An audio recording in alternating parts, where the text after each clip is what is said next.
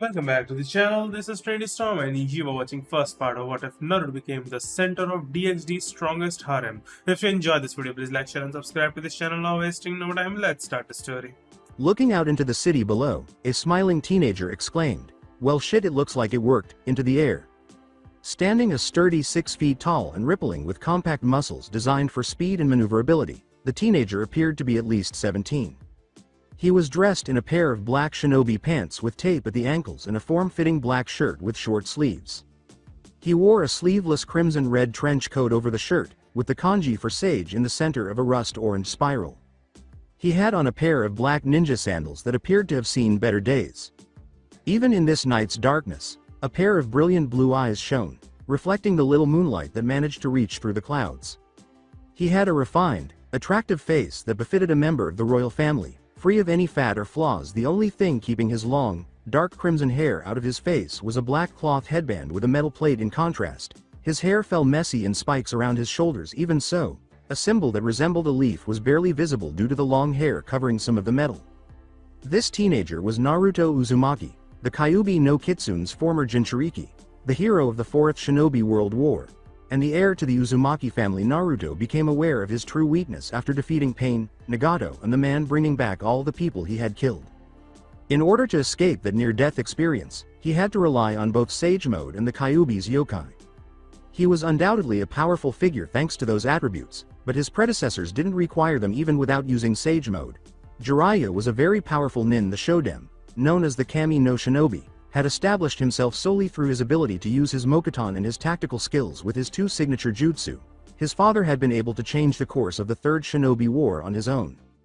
None of them needed outside assistance to stand on their own 2 feet with the help of their own 2 hands, their own brains, and their sheer willpower. They had all established themselves and left their mark on history as legends. He chose to isolate himself in Mount Myoboku following his small epiphany, and during that time, he immersed himself in every aspect of shinobi life that he could. He learned all the fundamentals that he had been denied at the academy because he was a Jinchuriki in just 1 month by abusing the hell out of the Kage Bunshin jutsu and his own insane stamina.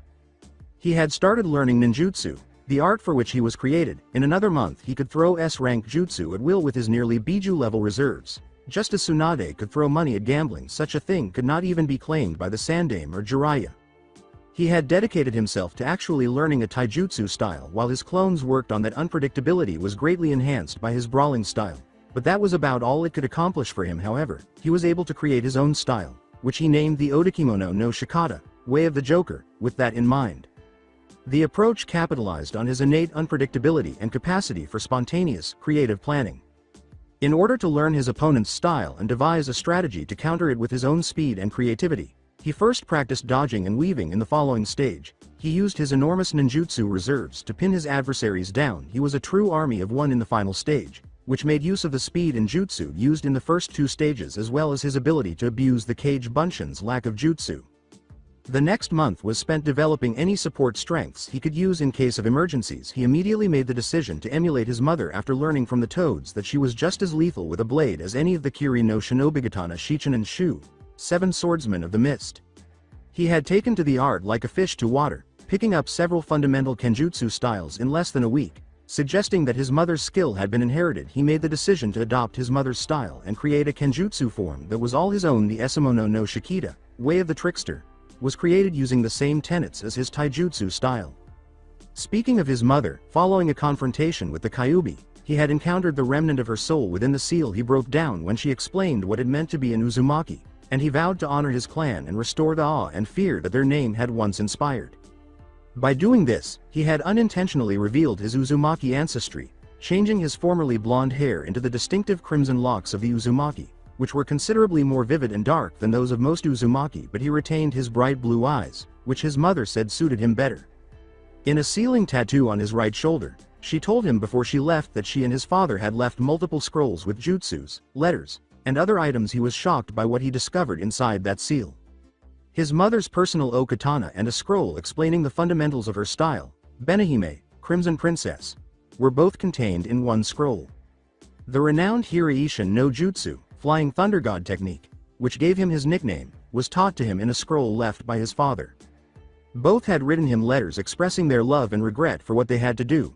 His father was particularly contrite because he had come up with the idea to seal the Kyuubi into his son. Additionally, both had left him a huge scroll with multiple smaller scrolls that contained jutsu of each element, including notes on fuinjutsu, sealing techniques, and jikukan, time-space, techniques.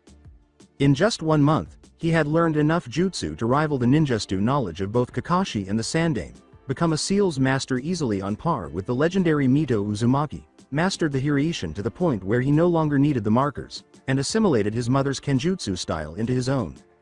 He rose from his base level of Chunin to that of legendary fighters like Hanzo the Salamander and Pain, Nagato, who were reputed to be able to battle on the same level as the Ichibi, Nibi, and Sanbi. In those months he could easily catch up to the Rokubi or Nanabi by using Sage Mode and or Kyuubi. Tsunade had informed him at the end of this month about the upcoming Cage Summit in Tetsu no Kuni, Land of Iron, which would decide how the hidden villages would respond to Akatsuki's threat. She had told him explicitly because she wanted him to be her bodyguard, both because she was aware of how well he was training at the moment and because she thought it would give her a small advantage in the argument to have the man who had pulled off the impossible and defeated Pain as her bodyguard.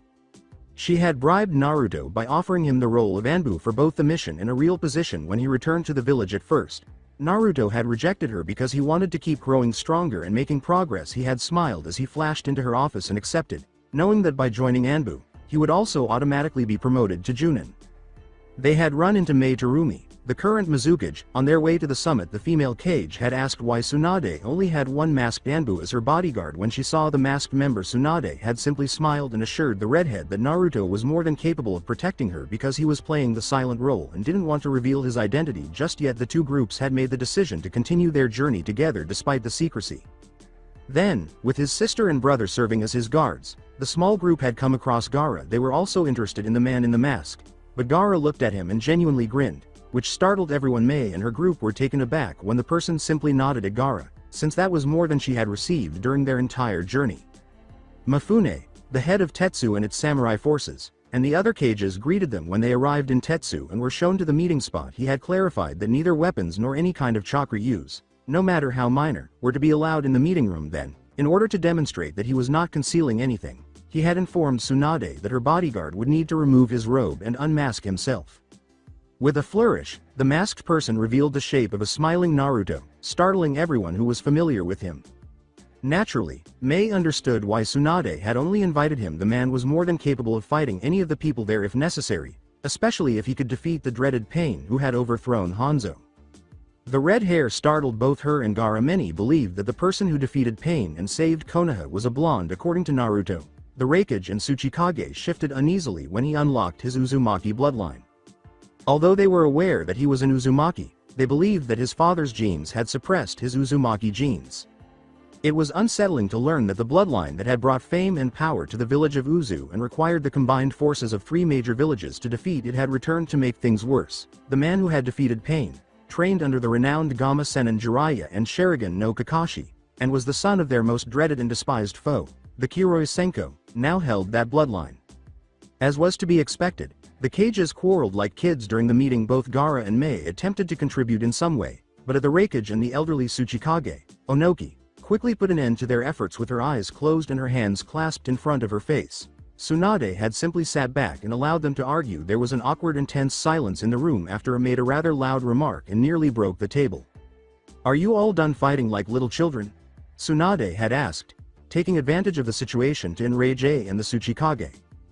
Before they could respond, Tsunade began discussing her strategy of uniting all the villages, big and small, to defeat Akatsuki's threat. They were again interrupted before they could respond, but this time it was by the appearance of Sasuke Uchiha and Tobi. Then, like the madman he was, Tobi had started to tell them about his Eye of the Moon scheme. However, a sandal struck his face before he could finish, sending him flying from the room. The same sandal was on Sasuke's windpipe, preventing him from breathing, and he was on his back before he could move. The cages were astounded to see Naruto bowing and expressing regret for his impoliteness, saying that he was unable to tolerate the villain's monologue.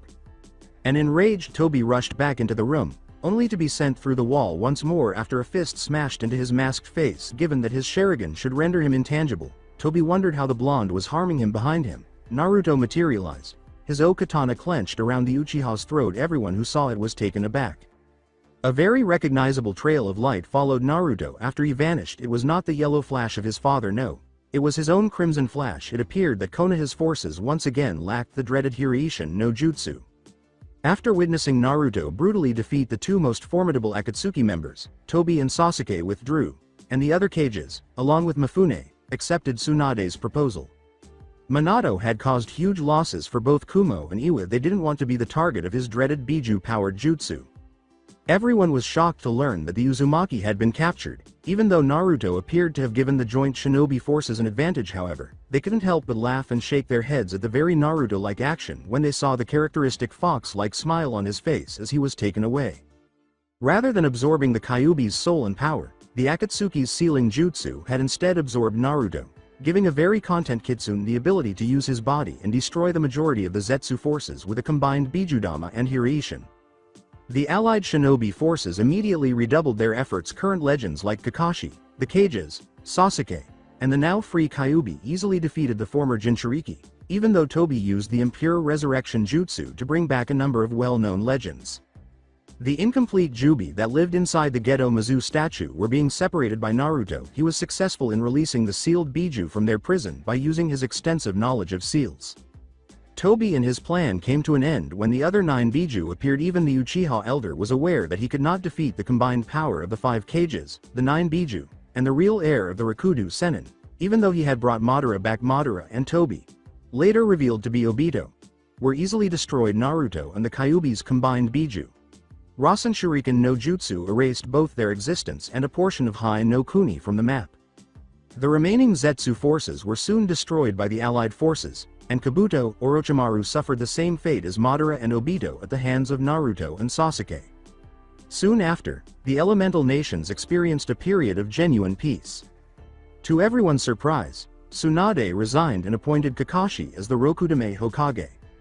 Naturally, she said that although Naruto had declined the job, he was not her first choice. Naruto had clarified that although he was pleased to have granted his parents' and godfather's wishes, he simply did not want peace. He absorbed the Kyuubi's powers, freed said Biju, became a full-fledged sage, and became in tune with nature itself. But he still had a desire for combat. He had become so accustomed to living on the edge of danger that he found it extremely strange to live any other way. Thus, Naruto left his world for a new adventure with the help of the Biju, Senjutsu, and his own skill in Fuinjutsu. All of this prepared him for where he is now. Standing at night on a rooftop and looking out over the city, he was a little saddened by how much of nature had been destroyed by this world, but he was still able to locate a park nearby and use his connection to nature to learn what he could about the world. In 10 minutes, he discovered that he was in Japan, that they fortunately spoke a language similar to his own, and that there were angels, devils, and the true God. For 17 years of his life, he had kept a huge construct of chakra that was a force of nature itself, so he wasn't overly surprised by this. It made him wonder what he had become before he could continue to think about the question. His stomach growled loudly, making the Uzumaki start to perspire. I wonder if there's any ramen here. During his first few days in the new world, Naruto had spent time acclimating to the many new things that came with this contemporary world, such as cars and cell phones. It was one thing to learn about them, but quite another to engage with them in person. Nevertheless, he took it all in stride and used Henge and Kage Bunshin to amass a sizable fortune with that money. He bought a decent-sized house and planted numerous plants throughout. He was born a Konoha shinobi and a sage, so even though he had adjusted to this new world, he still needed to be in nature to feel at home.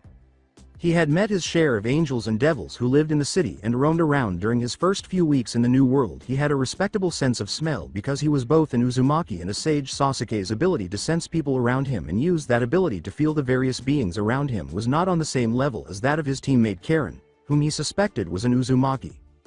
Since the energy of devils and angels differed greatly from that of ordinary people, he was able to detect them with ease and was able to distinguish them from the city's crowds. He was interested in how the two factions interacted. The tensing one felt when meeting someone from the opposing faction, as if there was a loose ceasefire of some kind barely held together, was what surprised him more than the overt animosity the majority of the two races had for one another. He became even more intrigued when he saw a large number of other creatures in addition to a subset of angels whose energy seemed more like that of a devil than an angel. He wondered how much the other factions were present and what had transpired in the history of this world to cause this evolution. Naturally, the Biju and a few demons were present in his home world, but because humans had evolved to use chakra, there were so few demons that they resembled fairy tales more than anything else. Given the overall human population, he could speculate that the necessity for higher-tier creatures had made it possible for more devils, angels, and other similar creatures to coexist because humans appeared to be lower on the food chain than they were in his world. However, being Naruto meant that he still had unanswered questions given their apparent secrecy about humans. He had every reason to believe that neither the devil nor the angel would voluntarily divulge their knowledge to him. Although he wasn't completely human, he also wasn't an angel or a devil, so he wouldn't be successful with that. He ultimately chose to use shinobi to obtain his answers. He was able to capture a devil attempting to attack and possibly devour a human after he patiently waited. Naruto was skilled at using a variety of seals to easily handle and restrain the devil, which allowed the human to flee while yelling in fear. Unfortunately, the haughty creature refused to cooperate, and Naruto, being a combat-oriented nin, wasn't exactly Ibiki or Anko when it came to questioning. Fortunately, Ibiki had taught him a jutsu for these kinds of circumstances. Even though it was a modified form of the Yamanaka clan's mind jutsu, it was still a powerful tool for getting information out of someone's head. However, their chances of surviving the just you without losing their minds were slim. Naruto's decision to use the jutsu was made easier by the knowledge that the devil had no qualms about devouring humans. It taught him about the dark angels who had fallen, and even about the great war between the three factions, which resulted in the tense ceasefire that was still in place.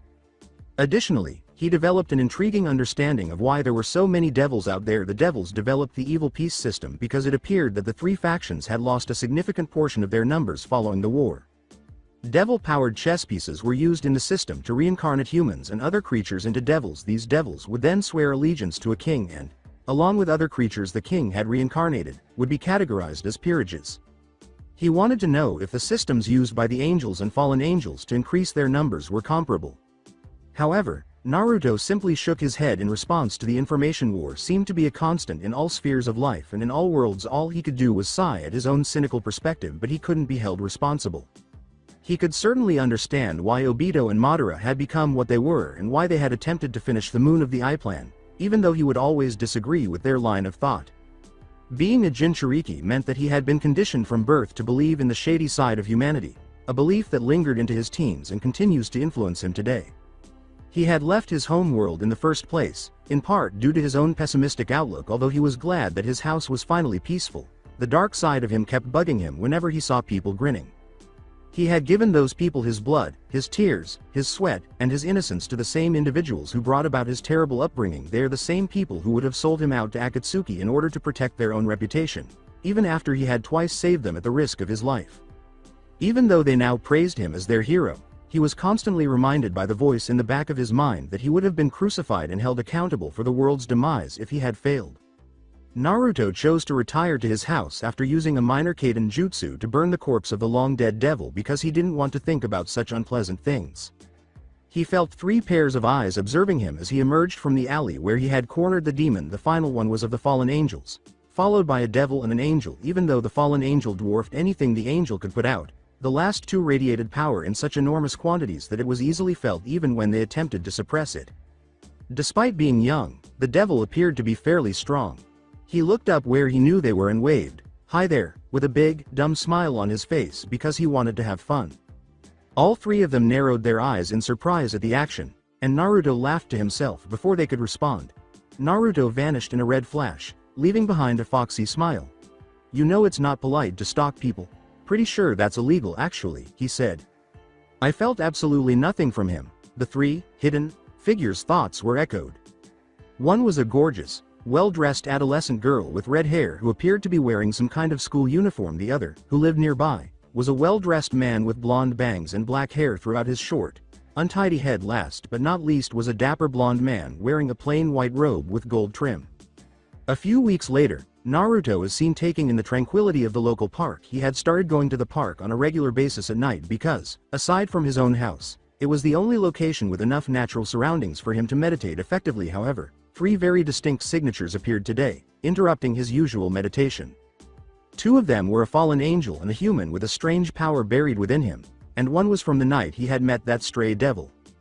He would simply let things unfold naturally because none of them were nearly strong enough to qualify as a workout. However, as the fallen angel released their power into the air, Naruto realized that he would not be able to resume his meditation. Even though they were nothing like the ones he was accustomed to, it was still enough to annoy him. He sighed and combed through his long, crimson hair before heading out to investigate the disturbance. As the fallen tried to use her corrupted light abilities to skewer the human, Naruto watched with interest. He was intrigued, however, by the fact that the devil was carrying out his actions while merely observing everything. When the fallen eventually managed to create a human shish kebab, he arched an eyebrow, and the devil made the decision to step in on the human's behalf. Since he had witnessed a lot of deaths and had even contributed to some of them, he wasn't particularly shocked by the death of a human, but the devil was what truly grabbed his attention. She was a bombshell. To put it mildly, the girl was at least a few years older than him, and her curves were already on par with Tsunade's. As he studied the female devil, Naruto reflected, I guess there are some benefits to being a devil. Her vivid red hair, however, was what truly drew his attention. He always thought girls with red hair were more attractive, but he assumed it was because of his father or his Uzumaki ancestry. As the two women exchanged words, the devil mentioning something about the fallen being in her domain, Naruto arched an eyebrow. Then, in a fit of rage over something that had been said, he witnessed the fallen angel attack the red-haired beauty. Some part of Naruto still enjoyed playing the hero, and he shrugged, knowing that his fellow redhead could take care of herself. Naruto then vanished with a crimson flash. The red-haired man from a few weeks ago was standing in front of Rias, stopping the light spear with his index finger while keeping his other hand in his pants pocket. One moment, Rias was ready to defend herself and show the fallen angel why you don't mess with the Gremory family. He uttered the words, now I'm not really against violence, but I am against unnecessary violence, especially when it involves such a beautiful girl, and then he pushed the light spear into the ground, where it broke apart. If he can touch a light spear and not feel any pain, he must be an angel or another fallen, so he can't be the devil. Why would he save me, though? Why, since I'm sure he knows who I am? Asked Rias, who was still on her knees. The fallen angel then huffed, called forth another light spear, and charged at her fellow redhead, bringing her focus back to the battle at hand. Naruto shifted his body slightly to the left and raised his foot so that it was level with the purple-haired fallen's face, but he showed no signs of even trying. The corrupted angel was kissing the underside of Naruto's sandals in an instant. It was like the dark angel slamming into a concrete wall because he had literally put no power into it, only reinforced his stance. He let out another sigh, kept his hands in his pockets, and spun around, kicking the fallen hard enough to send her flying through multiple trees. But to him, it was just a love tap with just a flick of her finger. Tsunade most likely could have accomplished the same. I know you could have handled her yourself, but I kinda got a little bored just watching. Sorry for interrupting, I'll be off now, he said, turning to face the redhead kneeling behind him. Naruto turned and started to leave.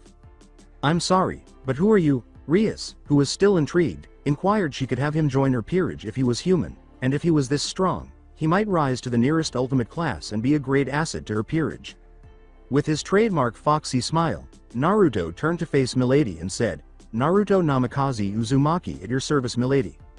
Rias nodded her head in return, blushing at the formal greeting and the smile that had just done something to her. Rias Gremory. Nice to meet you, Rias Gremory, but as much as I would like to stay and get to know a beauty like yourself, I really must get going, Naruto said in his most flirty voice. Naruto vanished in a flash of red before Rias could say anything. Just behind Rias, a curious buxom teen with bluish black hair emerged from a magic circle and asked, Era, so who was Foxy-kun Bucko? Someone who could be very useful to have in my peerage. Akeno, a thoughtful Rias replied. This Naruto character was far more strong than he gave the impression. The idea that he might already be on the level of ultimate class alarmed her. She had been able to glimpse his power for that one moment when he flashed away, and what she saw was incredible. Era, what about Issei-san Bucko? Akeno then gestured to the human Rias had brought back to life as one of her pawns. Oh him. Take him back to his home, he'll be fine, and we'll have Kiba bring him to us tomorrow during school, Rias said casually, waving her hand. Although she was intrigued by Issei's sacred equipment, she was more attracted to Naruto than the pervert. Naruto said to himself, this is, odd to say the least, in a bewildered but composed tone. When he was in the in-between, after using the Hiraishin, he would briefly experience two titanic energies when he used the jutsu, which he had done numerous times in his world. All he could see was an almost limitless blackness. As a Jikukan, time-space, jutsu, it operated by literally making a hole in the universe with the user's chakra. You would then dig another hole once you were outside the mortal realm, which would take you to your destination. The technique appeared to be an almost instantaneous teleportation because of the difference in the way time flowed in this void realm. In order to avoid becoming lost in the leaps between the realms and winding up inside a volcano on the opposite side of the globe, his father used markers that served as a focal point for his chakra. Nevertheless, Naruto had been able to do away with the necessity for a marker by using the unique chakra that was the Uzumaki bloodline. Yes, he still required a focal point, but Uzumaki's chakra was so dense that he could accomplish much of what his mother had done, which was to transform it into actual chains. He would simply follow the chakra chain to its end and use it to create a kind of handrail leading to his desired location. But when he noticed that the void realm he was using for the jumps contained two enormous energies, his interest was aroused. He created the first hole into the void realm using his jutsu mastery, but he never created the second hole, leaving him inside the void. What had caused him to blink in curiosity was the in-between of this world. It made him think of how Jiraiya had told him about how one of his spies, Hooker's cough, had slipped him LSD during their training trip. There was a feeling of limitlessness, and there were many strange, vividly colored orbs floating around. Furthermore, the entire area was a dizzying blend of shimmering hues that would have confused many. He felt that there were two other powerful energy sources besides himself, and they were both quite close to his own power level, possibly even surpassing it. His face lit up with excitement as he realized this. He flared his chakra to attract the attention of both beings, causing the ground beneath him to crack. He felt the two enormous sources of energy start to swiftly approach him. While he continued to smile, there was a huge red dragon that he soon recognized as one of the energy sources. He raised an eyebrow when he noticed that the other source of energy looked like a preteen wearing some kind of gothic loli costume. "What are you doing here, human?" moaned the enormous dragon in inquiry. "Well, you see, I've been looking for someone strong enough to spar with, and I happened to feel your power, so I thought, why the hell not? And here we are," said the cheeky redhead. Red muttered to himself, "Interesting, you have not yet been disintegrated by the gap." But when Great Red realized how much power this human was releasing, he narrowed his eyes since the boy didn't appear to be trying. The enormous amount of energy emanating from him was probably excess energy that was impressive in and of itself, because the excess was comparable to the total body weight of the majority of higher-tier devils. "You are no mere human, are you? I cannot smell the scent of devil or angel from you at all. What are you? No human can possibly be this strong." As he assumed the initial stance for his Odakimono no Shikata, Way of the Joker, Naruto grinned in order to prepare for anything his opponent might throw at him without giving away his own moves. He relaxed every muscle in his body. Naruto smiled and said, "Nothing special, just a wandering sage is all." "A sage? I've never encountered a sage such as yourself, but you intrigue me. Fine, we will spar." Then, to indicate that he was prepared for combat, Great Red let out a loud roar. Red was actually going to take the teenager seriously, which shocked Ophis. She was even more intrigued by the fact that she was confident that this sage could defeat Red. It was a different story if he could prevail. She or Great Red could only do more than swat them aside with the combined strength of the four Satans or the four Seraphs, and even then, only a small percentage of their actual power was needed. But this being was a mystery for the most part. He appeared and seemed human, but he exuded a power that was easily equal to both Great Red's and her own. "Mr. Sage, let's see how strong you truly are.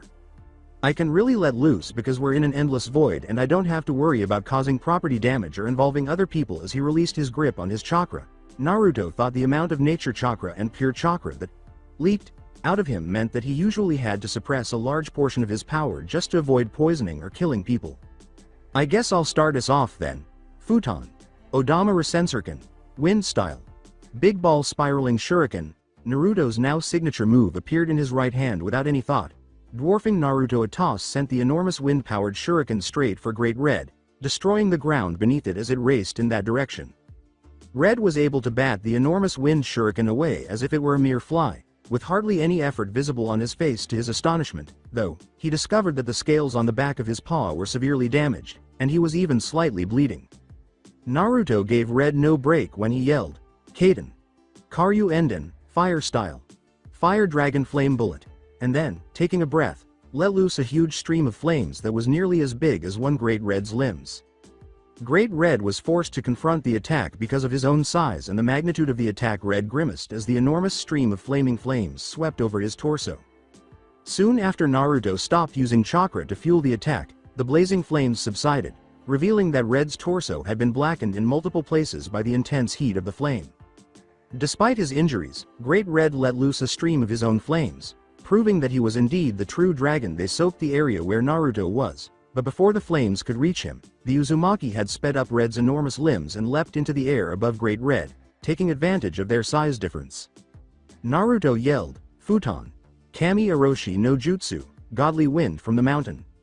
Great Red was pelted by winds so strong that they would have undoubtedly slammed a lesser being into the ground and held them there while Shattering Bones Red was still having trouble moving because of the pressure the winds were creating. Naruto summoned a regular Rasengan in both hands. As his spontaneous flight came to an end, he then slammed both into the top of Great Red's scaled skull, sending him sprawling to the ground and creating a dust storm.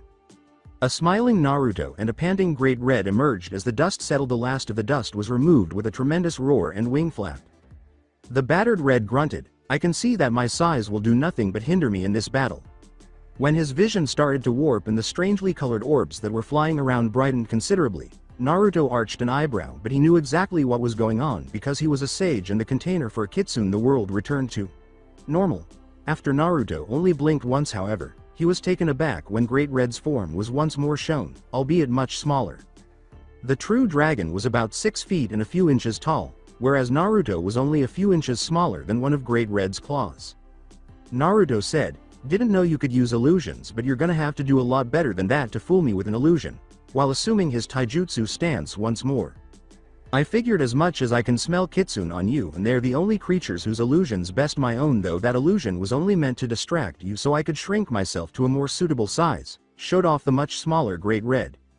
The two nodded to each other before taking off at a breakneck pace that was only visible when their fists collided. The fact that Red was genuinely quite proficient in hand-to-hand combat astounded Naruto. He had assumed that a dragon of his size would simply take advantage of his size and not even bother to learn any real style. The way Red used his wings and tail, and it caught him off guard. He used his tail as an extra limb to hit within his wings as shields or distractions. However, Naruto had developed a style that could be applied to any circumstance, and practicing with a 9-tailed kite helped him get ready for just that. Red spewed another stream of flames as the two split apart, and Naruto yelled, "Suiten! Daibakufu no Jutsu! Great Waterfall!" When the two attacks collided, a great deal of steam clouded the area, making it extremely difficult to see. However, Red was a dragon and Naruto was a shinobi sage, so neither required the other's vision to fight. Great Red created an illusion over the redhead by taking advantage of the decreased visibility. Almost immediately, Naruto realized he was in a delusion and dispelled it, but Great Red only needed a brief moment to do so before slamming his scaled paw into Naruto's face. Red was hot on Naruto's tail as he skidded across the floor after being flung out of the hazy area. Red used his tail to wrap it around Naruto's ankle as he leapt off the ground, launching him into the air at top speed while a stream of dark red flames followed. The air started to steam up around the stream because the flames were so hot. The Uzumaki's smoking form was seen crashing to the ground a few seconds later, causing it to be cratered by the velocity it had gained during the fall. Red was still opposed to giving Naruto any kind of breathing room. Before releasing another stream of flames into the crater where Naruto had landed, Red took to the air. The ground they struck started to melt into molten lava due to the intense heat from the flames, filling the crater with the flaming rock. Red felt a fist slam into his scaled abdomen, causing him to bend over in agony and gasp for air before he could even put out the flames completely. Red's scales ripped into his skin, tearing off a large portion of it, but Naruto didn't stop there. He grabbed the dragon's skull and slammed it into his knee. Despite this, Naruto whirled and gave the true dragon a heel kick to the muzzle, sending it hurtling toward the merciless earth. Red's body collided with the earth, sending a huge cloud of dust and shrapnel skyward. Then, as Naruto shifted to Red's fallen form with Rasengan in hand, the true dragon's tail pierced his abdomen, causing him to stumble and providing Red with the necessary opening. Red repeatedly slammed Naruto into the ground with his tail, taking advantage of the break to stand up and catch his breath. With his clawed hands, Great Red then ruthlessly tore through Naruto's chest, causing the sage to cough up blood from his now punctured lung. Naruto moaned in pain as he constructed the hand seals for his subsequent move, Futon. Kei's no Yaiba, Wind Release, Blade of Wind. Naruto gave Red the favor by stabbing the dragon through the abdomen with the wind blade he had created. The wind's sharpened blade ripped through the scales on his abdomen, trying to skewer him, and Red grunted in pain. Red violently tore Naruto's tail and claws from the red-headed sage before the technique could completely infiltrate him. After tumbling across the ground, Naruto's body came to a halt, sprawled out on his back. To their astonishment, Red and Ophis heard Naruto start to laugh before slowly getting to his feet with a smile on his face. His cloak and clothing were ripped in multiple places, and there were large patches of bloodstains on his shirt. However, they only mentioned the smooth, tanned skin beneath the shirt rather than the enormous wounds they had anticipated seeing. An agitated Great Red yelled, "How are you still not wounded? I've stabbed you twice now with my claws and once clean through with my tail." Even Ophis would have suffered serious injuries by now, but this alleged sage was unharmed. Just laughed. My family was known for its abnormal longevity, and healing mine was amplified thanks to a friend of mine, and it only got stronger as I got older. The smiling Great Red asked, "Of course you have a healing factor just great, as much as I am loath to admit it. I'm on my last legs here, one last go." He loved fighting as much as any dragon. Even though he wouldn't publicly acknowledge it, their desire to fight and demonstrate their dominance and position at the top of the food chain was ingrained in their DNA, even though neither of them would acknowledge it. His fights with Ophis were more akin to spats, and neither truly wanted to fight. However, Sage had encouraged him to fight, as he had when he was a cocky youngster trying to establish his value, and that was many centuries ago. Regretfully, he had become somewhat rusty because of how long ago those times were. Yes, he still had enough energy left over to start the end of the world, but he was starting to feel the effects of his body becoming accustomed to using such enormous amounts of energy for extended periods of time. He might actually begin to experience physical pain if he attempted to expend more energy than his body would permit. A gaping Ophis tried to gather herself on the sidelines in her lengthy life. She had witnessed numerous epic battles in which gallons of blood were shed and even magic flew like the wind. But these two battles were nothing like that. Neither really spilled too much blood or employed ostentatious magics. It appeared more like a male dragon sparring with another to determine who was the alpha. And such battles only required willpower, physical strength, and mental guile. She was still aware of the winner of this battle. Ophis knew that if this sage lost this final little battle, he would simply rise again and be prepared to deliver even more because of his abnormal healing factor, which was extremely uncommon even among beings like them. On the other hand, Great Red was really near death. Ophis could tell by the way they battled that this Naruto person had earned his current level via blood, sweat, and tears, and had persevered to keep growing stronger knowing they were at the top. She and Great Red had become complacent, at least until recently. Naruto smiled and said, "Fair enough, as I do want to ask some questions." The two godlike creatures nodded to one another and charged up. Their last move, Gale Force winds, started to form a vortex in Naruto's right hand, creating trenches where the winds touched the ground. A similar vortex was created in his left hand by flames that appeared to melt the surrounding ground. Naruto thought back to the time he and Sasuke used this method to eliminate Kabuto and his own small Zetsu army. Even though the redhead was aware that Sasuke was a far more skilled fire user than he was and could replicate the blaze release, his version was still incredibly powerful. The jutsu was the only one ever designated as a triple S-ranked kinjutsu when used in tandem with Sasuke. Even though it was weaker, his own version was still a double S rank. His performance with Kurama was the only just U that was more powerful than this one. Across the way, Great Red grinned in his head, knowing that he would lose this final little skirmish because he could sense the energy of those two attacks alone, which was more than he could handle at the moment. Although he wasn't fresh, he was capable of causing as much damage as the two attacks combined. But he couldn't just give up without fighting to the end because of his pride. Shikuden. Korin Shippu Shikoku no Ya Zero Shiki, Scorch Release. Halo Gale Jet Black Arrow Style 0. Naruto yelled as he slammed the two swirling vortexes together and let it fly. As the winds continued to gouge a trench several feet deep into the ground, the air surrounding the swirling shuriken-shaped technique was nearly boiling from the extreme heat being released. Red unleashed his own attack with a powerful roar, the bright red beam flattening both itself and the ground beneath its user as a result of the pressure it released. Naruto's enhanced Rasengan was able to cut a direct path through the energy beam because of the attack's swirling and cutting characteristics. Red closed his eyes, expecting the technique to strike, but he only felt the cutting power and heat lightly brush against his side. The destructive technique had curved around him and exploded miles away, creating a crater that was several hundred feet deep and several hundred feet across, as he could see when he looked behind him. Red merely laughed and collapsed to the floor, exhausted. Naruto asked, "You never quite explained me to why you're following me," as he walked calmly to his house with an equally composed Ophis at his side. Ophis said calmly, without even glancing at Naruto, "It's easy, you can handle Great Red, and I want him out of the dimensional gap so that I can have my peace and quiet again." Even though he could tell she was lying a little, Naruto chose not to confront her and simply shook his head. Being the container of Kurama, an empath, and the child of prophecy, he had been given a gift of sorts that enabled him to determine a person's character almost immediately and then highlight their positive traits. Kakashi had started referring to him as Konoha's most surprising shinobi. For this exact reason he had been able to connect with Princess Koyuki, Sasama, Shien, and innumerable others because of this gift. Speaking of adventures, he pondered whether he ought to follow Jiraiya's lead and begin penning his own tale, albeit one that was far less depraved than Ichi's. Kami is aware that his entire existence was on par with, if not superior to, any action, drama, or adventure novel. Additionally, he didn't like his current somewhat dishonest method of earning money. Though it was tedious and annoying, using shadow clones, henge, and a few minor genjutsu was simple and, as a shinobi, wasn't exactly against his morals.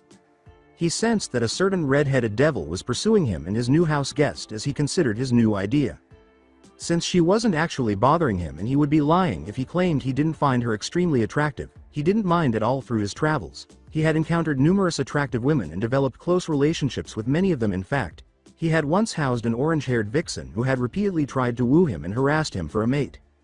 In all honesty, he had developed a strong affection for Kurama during his 3 months of training on Mount Myoboku. The only non-toad he'd been able to talk to had been her. She had also been the only thing that had remained constant in his life, and as a shinobi, consistent people or habits were what kept you sane in a world full of madness.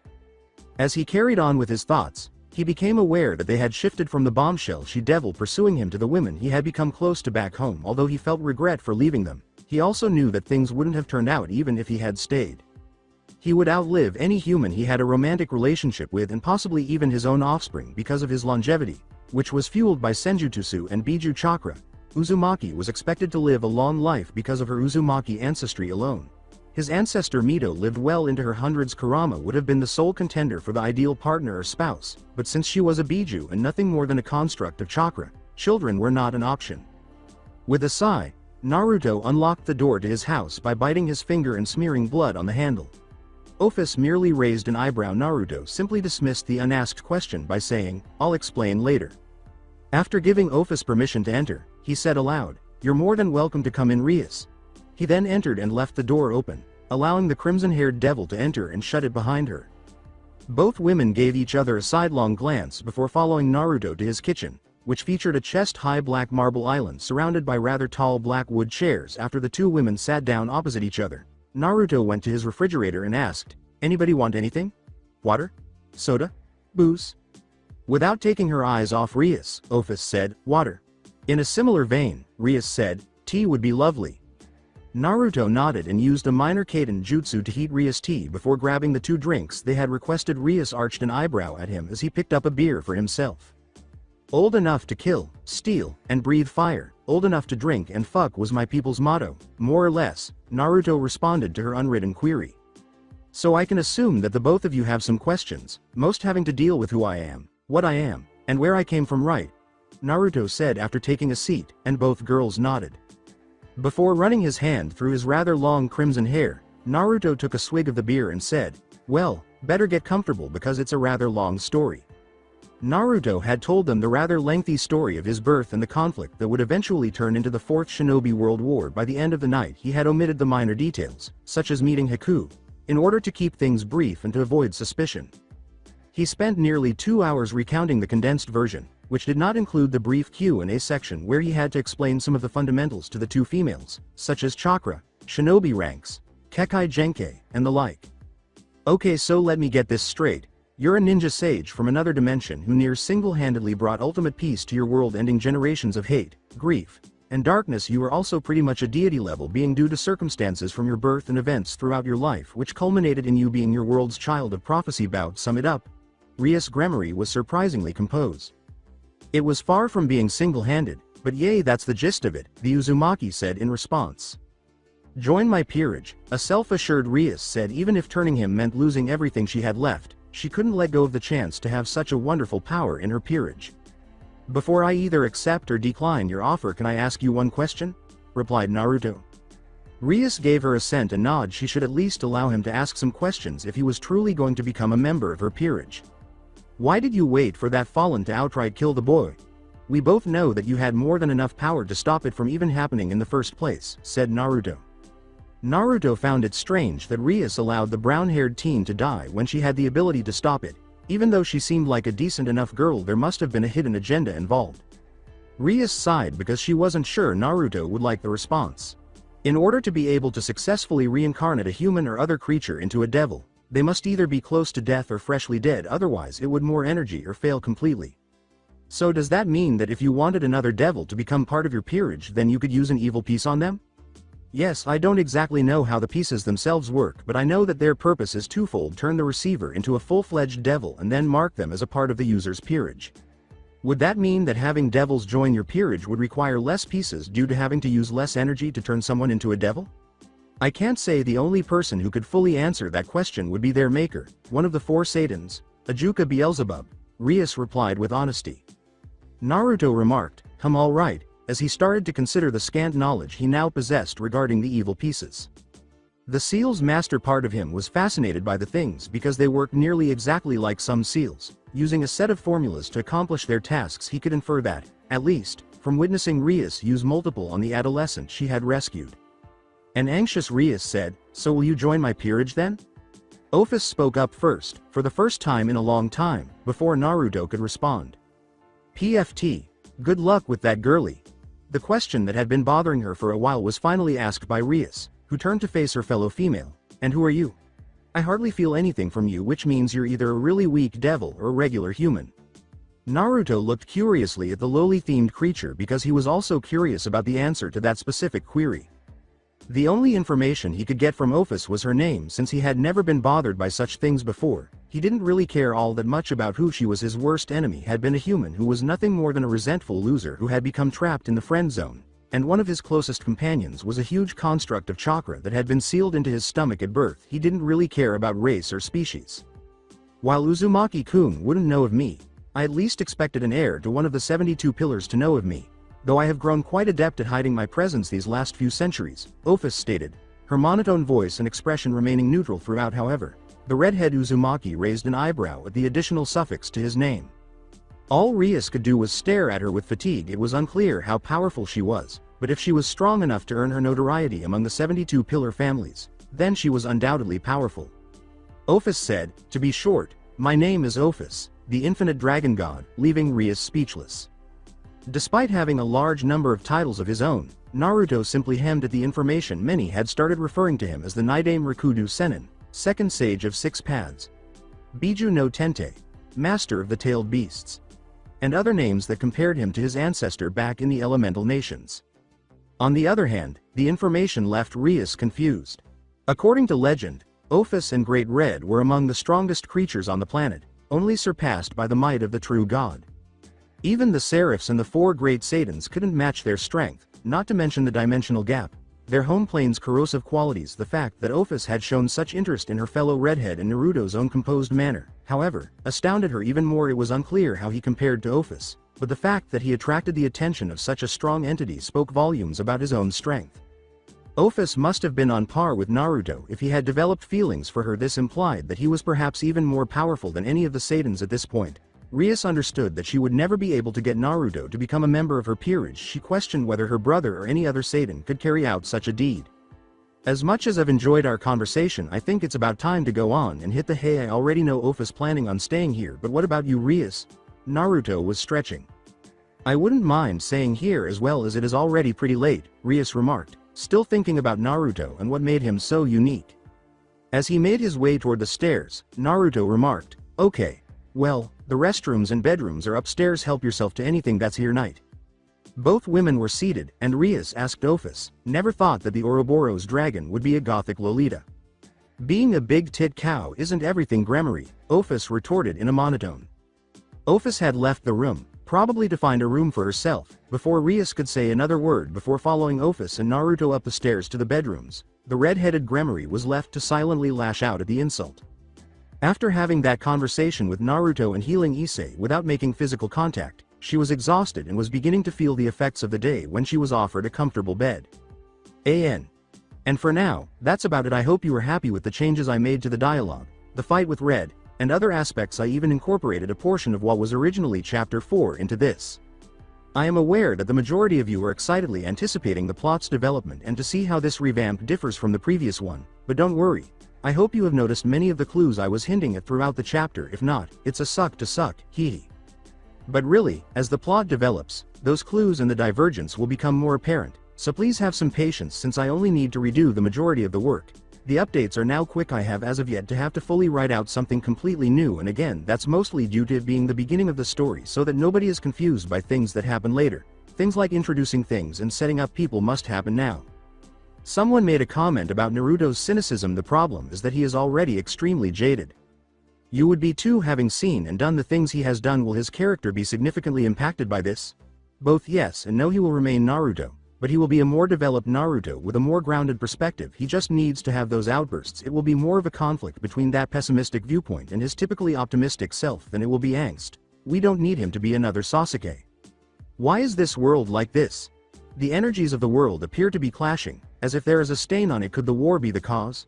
Thought about our favorite Uzumaki. Since he hadn't had time to fully familiarize himself with this world's natural energies, he was worried that using Sage Mode would cause him issues because of how different this world was from his own. However, it appeared that everything was out of balance when he dug deeper into the earth and into the world's subconscious. There was something very strange about the angels, but he felt remnants of what appeared to be a more powerful form of the energy they used, along with a heavy sense of dread and darkness that seemed to surround a dense massive, well, for lack of a better word, evil. What he had never experienced before was nothing compared to the darkness and hatred emanating from the mass. He questioned whether it was even comparable to the hatred that had previously suffocated his world. The redhead was deeply troubled by it all because he knew that for something like that to happen, the world must have been scarred by a cataclysmic event in the past.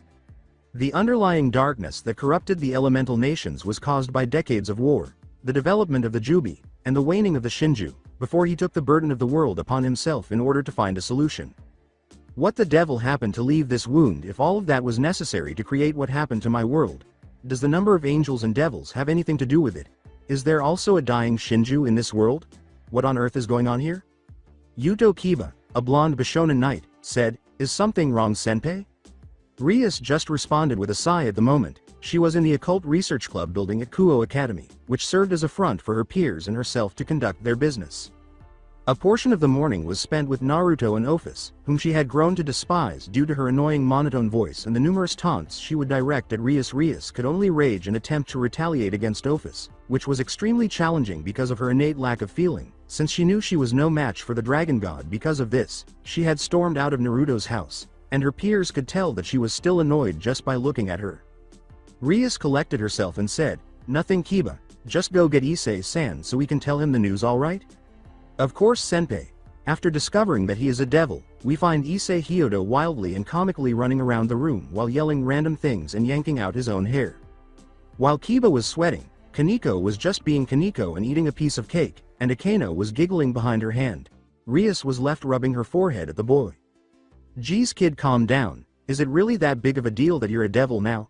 said a manly voice from the window before he could embarrass himself any further. When their king said, "Naruto-kun, what are you doing here?" Akeno just stood there, already vaguely acquainted with Naruto, while Kiba and Kaneko readied themselves to face the red-haired teenager.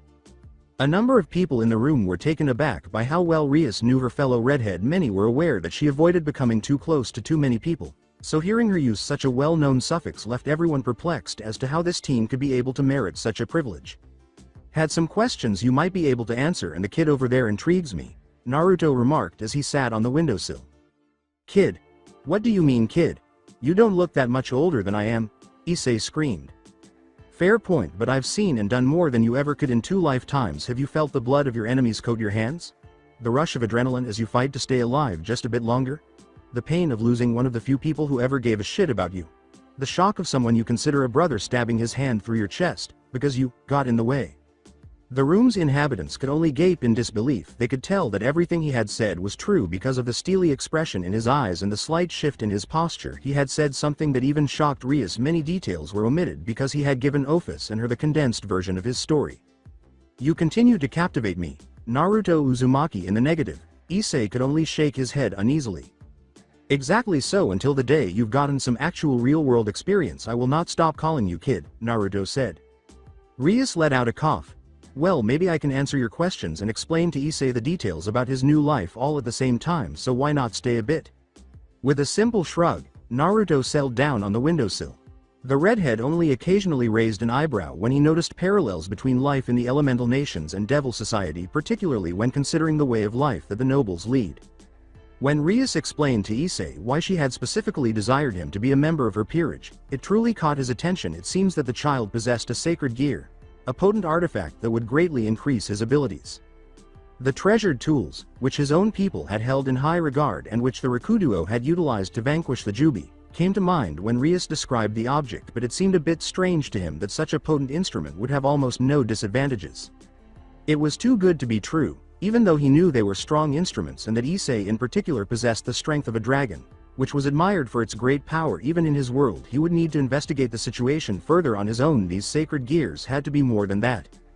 For now, the only thing you can do to raise your status in the devil world is to pass out these flyers and help the people who call on your services. Kiba can help show you the ropes, so to speak, Rias said, dismissing her new pawn and knight. Naruto looked out at Kuo Academy with a hint of curiosity and remarked, "Kid's got potential, especially if what you said about that sacred gear thing is true." The curvaceous brunette said, Era, may I get you some tea, Naruto-san?" As he observed her appearance, Naruto remarked, "That would be lovely, thank you." The brunette in front of him was a perfect example of a girl developing into a stunning young woman, nearly as attractive as Rias. Although he may not be as extreme a pervert as his godfather, that didn't mean he didn't value the female form. He still thought Rias had the advantage, mainly because of her red hair. Before long, Rias stood in the window where Naruto was sitting and looked at him. The Grammary heiress questioned, "So did I answer any of your questions?" Naturally, she was also using their close proximity and time to pay close attention to her fellow redhead. Even by devil standards, he could still be a valuable ally despite not being able to join her peerage. The fact that Naruto appeared to be a fairly easygoing person with occasional bursts of strange joy, as demonstrated this morning when he ate ramen for breakfast, also helped. Another way to put it is that he loved his precious people, and would gladly storm the gates of hell to save one. Overall, Rias wouldn't mind learning more about Naruto. Akeno showed up with a tray of the tea she had made and her trademark smile. Before Naruto could respond to her query, the two redheads took a seat on opposite sides of the table that held a chessboard. Naruto took a sip and smiled as he quite enjoyed it. He turned to Akeno and smiled slightly at her. Naruto trailed off, realizing he had never heard the girl's name. "This is some really good tea." The final words were, "Akeno Hamejima, Naruto-san, I am Bukao's queen," with Akeno bowing to Naruto. With a simple smile, Naruto said, "And my name is Naruto Uzumaki. Nice to meet you, Akeno-chan, and thank you for the great tea." He may not have been well-mannered in any sense of the word as a child, but both Jiraiya and Tsunade had instilled in him, literally in Tsunade's case, that he needed to at least know how to act in public. He calmly turned to face Rias and said, "Not all of them, but you did answer a few of my more trivial questions." Rias murmured, "If they are anything like the ones you had last night, then I would say again that you would either have to ask someone like my brother or even my parents to get your answers." After mimicking the sigh, Naruto nodded and said, "I figured as much." Rias smiled slightly and said, "Well, why don't I introduce you to my peerage in the meantime?" Naruto nodded his assent and returned the gesture. "Well, you've met my queen Akeno, and my pawn Issei. The blonde that left with him is my knight Yudo Kiba, and sitting right next to you is my rook Kaneko Taju." "Hello," was all Kaneko said. "Why are there so many emotionless lawless here? Is that something they export?" Naruto looked deadpan as he thought. Rias is concealing something, though someone who shares the same ties to her as the rest of her peerage, is present, but why is she keeping them hidden? Naruto pondered. Naruto could see that they were all connected in some way by the evil pieces. Because he was so close to them, he couldn't tell if it connected them via their individual energy pools or by more profound channels. All he could do at the moment was feel a connection, but if he had the Byakugan or something, he probably could see what it was that bound them together clearly. However, she probably has a good reason for keeping them a secret. If so, why would she tell me? These people are essentially strangers to me. Naruto questioned, "So Kaneko, you know Senjutsu?" As a sage, he was naturally able to sense the energy of nature and those who were more adept at using it. If his senses were any indication, Kaneko had an abundance of this ability. Strangely, though, it appeared that she had not yet tapped into the energy source, which suggested that she was either unaware of it or simply lacked a teacher to teach her how to use it. Given the dangers of using Senjutsu, this could have been a fatal error. "How do you know of Senjutsu?" the astonished Loli inquired. Before starting to collect the nature chakra found in the surrounding trees, Naruto grinned and met the silver-haired girl's gaze. Naruto's eyes changed from brilliant sapphire gems to crimson-red rubies, leaving Kaneko and the others stunned. Only Kaneko could see that his pupils had changed from round to slits, resembling those of a cat. She also noticed that Naruto's cheeks started to get deep, almost whisker-like marks, which made him appear even more animalistic than he already was. They could all see that his teeth had grown longer and sharper as he opened his mouth to speak, saying, "Because I'm a perfect sage, my dear little kitty." A black-haired, curvaceous woman with cat ears and a matching tail woke up miles away on top of a rather tall building. She narrowed her amber eyes as she sensed a similar pulse of energy to her own. Senjutsu. But who else could use so much of it, nya? This revelation shocked Rias just as much as it did Kaneko and Akeno. She had assumed it was more of a title than anything else because Naruto had stated that he was a sage but had not explained why. Kaneko was shocked by a still shell and said, sage, but how? It kinda runs in my family. My clan's ancestor was called the Rakuduo Sennin, and my godfather was the one to actually introduce the technique to me. I was able to later master it to such a degree that people started calling me the Nidame Rakuduo Sennin. Kaneko muttered, concealing her eyes with her white hair. Wondering why the girl had become so silent, Rias and Akeno gazed at her with interest and worry. Even though she was rather monotonous, she was rarely silent and, if anything, quite vocal about her opinions about various people and circumstances. It was rare for them to witness her so silent. Naruto said, "Run that by me one more time, kitten," releasing his grip on the nature chakra and transforming back into the sapphire-eyed teenager he usually was. "Can you teach me?" Kaneko repeated, this time just loud enough to be heard. Picking up his cup again, Naruto shrugged and said, "I don't see why not. I must admit that it is a rather useful thing to know, and it would be such a sad thing to waste." Everyone there was shocked by what Kaneko did next. Smothering her face in Naruto's black shirt, she gave him the strongest hug she could while sobbing a few little thank yous. When Naruto put his arms around the young girl and realized why this meant so much to her, his eyes softened. He didn't know the details, but he would venture a guess that she had been so severely traumatized by senjutsu or a sage that she was terrified to use the natural ability of her species.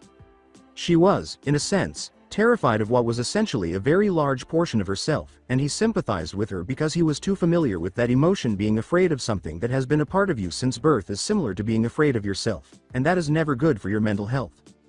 Conversely, Kaneko was overcome with emotion despite being young at the time. She knew her sister like no other and was aware that the stories others had told about her were not entirely accurate. Nevertheless, she was terrified of what else senjutsu might cause. After witnessing what it had caused, it was evident that Naruto understood the advantages and disadvantages of such a potent skill because he used it with such ease and maintained such a serene aura around him. She would no longer have to worry about what if scenarios if he could teach her to do the same. Akeno and Rias merely grinned slightly as they observed. They were pleased that Kaneko could at last find happiness without that fear looming over her, and they both understood why this meant so much to her. She was still able to appreciate the joy that Naruto had brought into her life, even though the situation with her sister was still very much in place. "Don't you find yourself becoming more and more fascinating, Naruto?" Rias pondered. As he stood over his new white-haired pupil, a composed Naruto remarked, "Breathe slowly, Kaneko. Do not let anything bother you. You must be like nature, stoic and unperturbed." Naruto had decided to take the young Nekosho to his house every day after school, whenever she wasn't occupied with contracts. After he had agreed to train her, he had constructed his own private haven especially for meditation, where they would spend time. With a small pond in the middle, a variety of mid-sized trees surrounding the clearing, and an assortment of other greenery to add some color and life to the area. Not to mention make senjutsu practice easier, it wasn't particularly noteworthy. Because of the creatures that called the city park home, Naruto discovered that, despite its usefulness in providing much-needed peace and quiet for those seeking it away from the bustle of the city, he much preferred the grove there. The warmth and vitality of animal life were absent from his own small haven. Kaneko stood on a smooth gray rock that rose just above the calm, shallow waters in the center of the pond. She was filled with the energy that pervaded the room by her perfectly controlled, slow, and even breathing. Just behind her, Naruto stood shirtless and barefoot, allowing the cool pond water to pool around his ankles. He glanced down at his young Nekosho apprentice, a faint smile spreading across his face. She had worked hard for several weeks to reach this point. The difficult aspect was not related to Kaneko's ability to meditate. In fact, the Rook was naturally skilled at it. Her deeper feelings and fears of senjutsu were what had made the last few weeks so difficult. Although she may have appeared emotionless and stoic in front of nearly everyone, she was really just a scared young child with a lot of pent-up emotions, the majority of which were negative. The young Neko had been quite emotional when Naruto finally succeeded in tearing down the barriers she had put up around herself, but it had taken a long time and a lot of work. Was she still afraid of senjutsu? Absolutely not. Did she still have issues with the sister who had deserted her? Definitely. Nevertheless, Naruto had been able to persuade her to put those emotions aside and reserve them for the right moment. Kaneko remained largely the same person she had been since childhood, A blunt, stoic youngster who enjoyed sweets and detested perverts, but she had grown quite fond of her sensei, and whenever he was around, she could be seen sitting on his lap or by his side, holding his arm, her otherwise expressionless face flushed just a little. Naturally, Naruto had just laughed and left the girl alone because he recalled behaving nearly the same way with the Sandaime in his youth. He served as a role model for Kaneko, just as the old cage had served as one for him. Since he hadn't used Sage Mode or even any nature chakra around her or any of the Occult Research Club members aside from the one occasion in the club room, she wasn't entirely sure how proficient he was with Senjutsu. Speaking of those members, he had developed a close relationship with each of them. He and Akeno were often spotted chatting and laughing together, usually because Naruto was telling her one of his childhood practical jokes, either that or the busty devil was just sharing a cup of tea. Because of their shared passion for swordplay, Naruto and Kiba had become close and frequently engaged in sparring when the opportunity presented itself, using Bakken and conversing while exchanging blows. The spars were never serious. Although Kiba had not yet defeated Naruto in any of their battles, they still had fun and valued the opportunity to get better that the spars offered. Naruto took great pleasure in torturing Issei when he wasn't confusing or annoying the pervert. He was playing practical jokes on him due to his perverted tendencies. He would frequently treat the aspiring harem king the same way Kakashi had once treated him. Watching the pervert suffer would frequently make Rias and her peers laugh a little after a particularly elaborate prank that had left Issei locked in the female locker rooms and wearing lacy lingerie, where the kendo club had discovered him. Even Office had smiled. It goes without saying that for a while, Issei had been unable to show his face at school without being made fun of. To put it mildly, his relationship with Rias was interesting. Naruto had no idea why the Grammary heiress was treating him like a puzzle and attempting to solve it. Not that the two weren't friendly. On the contrary, the redhead was frequently seen with him. Just like Kaneko, although she was not as physically attached as her rook, she had no qualms about entering his private sphere. After Naruto defeated his fellow redhead in a game of chess, this became even more clear. Naruto accepted a match after she clarified that it was conceptually similar to shogi, believing it would be enjoyable. After 30 minutes, a grinning Naruto claimed Rias king while Akeno and Rias gazed at him with wide eyes. After that, Rias was either at Naruto's house or with Uzumaki himself if she wasn't in the clubroom or in class. When the sage woke up one morning to find Rias using him as her personal pillow while completely nude, it had gotten worse, or better, depending on who you asked. If the former Jinchuriki had been a lesser man, he most likely would have fainted from a severe nosebleed or gone into a frenzy at the sight. But after 3 years of following Jiraiya into different brothels and strip clubs for information, Naruto had become a little numb to such things due to his friendship with Anko and the student of not one but two perverts, one of whom was a self-described super pervert. He would be lying if he claimed that the view hadn't greatly aroused him, even though his instincts were practically screaming for him to take the devil right then and there. Nevertheless, he was still Naruto Uzumaki, and his willpower was legendary. All of this meant that when Rias woke up, she was startled to see Naruto staring out his window as the sun slowly rose over the horizon. Rather than lustfully admiring her or becoming alarmed by her nudity, even though she was completely unclothed, she was aware that her figure could draw attention from any man and some women. When Naruto simply said, "Good morning, sleepyhead," before getting out of bed and going to the kitchen to prepare breakfast, she was even more taken aback. After that, Rias started sleeping in Naruto's bed with him on a regular basis, along with becoming even more determined to learn more about Naruto. She also added making sexual advances to her list of goals in an attempt to get a rise out of him. Office and Naruto had a peculiar relationship. Although she wasn't always present because she was off doing whatever it was that dragon gods did, she was close to Naruto when she was. Usually, when the gothic Lolita returned with questions about Naruto, he would give her honest answers instead of being overly intrusive. All of the questions were more subtle than Rias's own attempts to elicit his story. In addition, Office had started making fun of Rias in her monotone voice whenever she had the chance. This led to a rivalry of sorts, though it was impossible to tell if it was reciprocated because Office's expression was so blank that it was hard to read her emotions. Overall, they had all had an interesting few weeks, knowing that they were all devils and that it was highly unlikely that they would die of old age, if it was possible at all, made Naruto feel a little more at ease approaching them all. That was another reason Naruto had considered getting to know Rias and Kaneko better. He missed his home relationships very much, but the redhead had long since accepted that he would have to face the mortality of his friends and pseudo-family as well as his own immortality. But that wasn't exactly a problem with Rias and her peers. At one point, Rias had revealed that her older brother, Sirzex, was actually several hundred years old, and that both her mother and father were considerably older. However, her brother appeared to be no more than 20, and her parents were essentially the same age. Even so, Naruto was a little hesitant to begin a relationship of that kind. He did, in fact, have no enemies in this world because no one knew his true identity or background. Rias, Kaneko, and Ophis knew only fragments of it. Nevertheless, he had a gut feeling that something significant was being developed, and he was certain that, whether he liked it or not, he would be drawn into whatever it was. He had a strong suspicion that it had to do with the strange light power associated with whatever had scarred the planet. For the time being, however, he would concentrate on preparing everyone as best he could, beginning with Kaneko and her senjutsu. Good Kaneko, feel the energy that flows through the trees, the water, and even in the ground. Let it come to you, Naruto told him. He knew that Kaneko was listening intently to everything he said, even though she didn't appear to have heard him. The smile on his face widened when he saw that the nature chakra in his small grove was flowing toward Kaneko like the waters of a serene river. As the nature energy passed over the pond to reach the young Nekosho, the water actually started to ripple and create tiny, hardly perceptible rivers. This approach was much more difficult than the way he had completed his sage training because the toads of Mount Myoboku had exposed him to vast quantities of nature chakra. However, Kankeo did not have to adapt her body and energy pathways to the power that nature chakra provided. Unlike him, like the Uzumaki, Senju, and Uchiha clans, the Nekosho race appeared to have a predisposition to the earthly energy source from birth. Because of their shared ancestor, the Rikuduo Sennin, the aforementioned clans had this. Since Naruto was neither a scientist nor a historian, he wasn't particularly concerned about the Nekosho's similar, if not stronger, connection to nature. Okay, now you have to be very careful. You're going to experience a spike in power that will make you feel like you can take on the world. Don't react to it. You must maintain your calm and properly regulate the nature chakra throughout your body before you can even think of using it, Naruto said with a soft voice in order not to wake up Kaneko.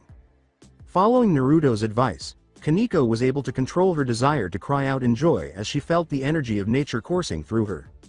Although she had felt the sensation on multiple occasions previously, this time it was different because she was not under the influence of her fear of the power or the power itself. She experienced a sense of unreal calm and awakening as a result of being one with the power of nature. The silver-haired Rook opened her eyes and had to fight the impulse to act in an uncharacteristic manner as soon as she felt that she had a proper handle on the nature chakra within her.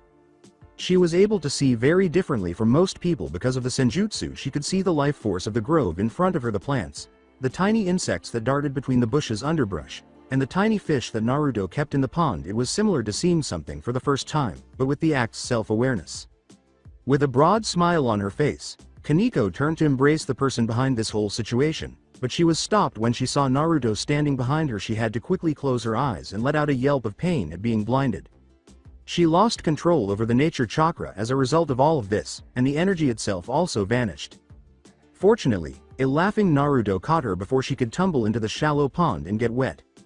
Kaneko rubbed her eyes to remove the spots that were still flashing in her vision and asked, What happened?" Naruto laughed, Well, you looked at me." As the spots began to eventually disappear from her vision, Kaneko questioned, "Why was I blinded though?" "Well, when you use senjutsu, your senses all get a pretty big boost and your vision allows you to see things that no normal eye, devil or otherwise, could ever show you. What you saw was the energy that is present in all life, chakra." Naruto paused his speech to observe that Kaneko was feeling quite exhausted as a result of her sudden rise and fall in power after adopting the youthful Nekosho bridal style. The redhead made her way to the main area of the house. "You may not be able to see it as clearly as my friend Neji's clan was able to, but it was still visible to you. Unfortunately, despite the lowered clarity, my chakra reserves are still large enough to have blinded you." Neji once said that when he looked at me, it was like looking directly into the sun through a pair of sunglasses. When Naruto discovered Rias and Ophis in the kitchen, the former glaring at the latter, he was not at all shocked, but Rias noticed right away that her rook was dozing off and curled up closer to the sage's chest. Rias inquired worriedly, "What happened?" Shaking his head, Naruto said, "Nothing bad, she's just tired from using senjutsu. A good nap and she'll be good to go." With a grateful smile, Rias thanked Naruto for the assurance. All of her peers meant more to her than she could express because they were an extension of her family. Naturally, she was aware that she wouldn't always be able to save them and that there were others around who were much stronger than she was and wouldn't think twice about doing some less than honorable things to them. Fortunately, Naruto had wandered into their lives, and despite her limited knowledge of her fellow redhead, she felt confident that he would be there for them whenever they needed him. Interesting creatures, humans, don't you agree? Naruto watched the man who was now standing to his right, who shared his position atop a rather tall building overlooking Kuo City, before answering.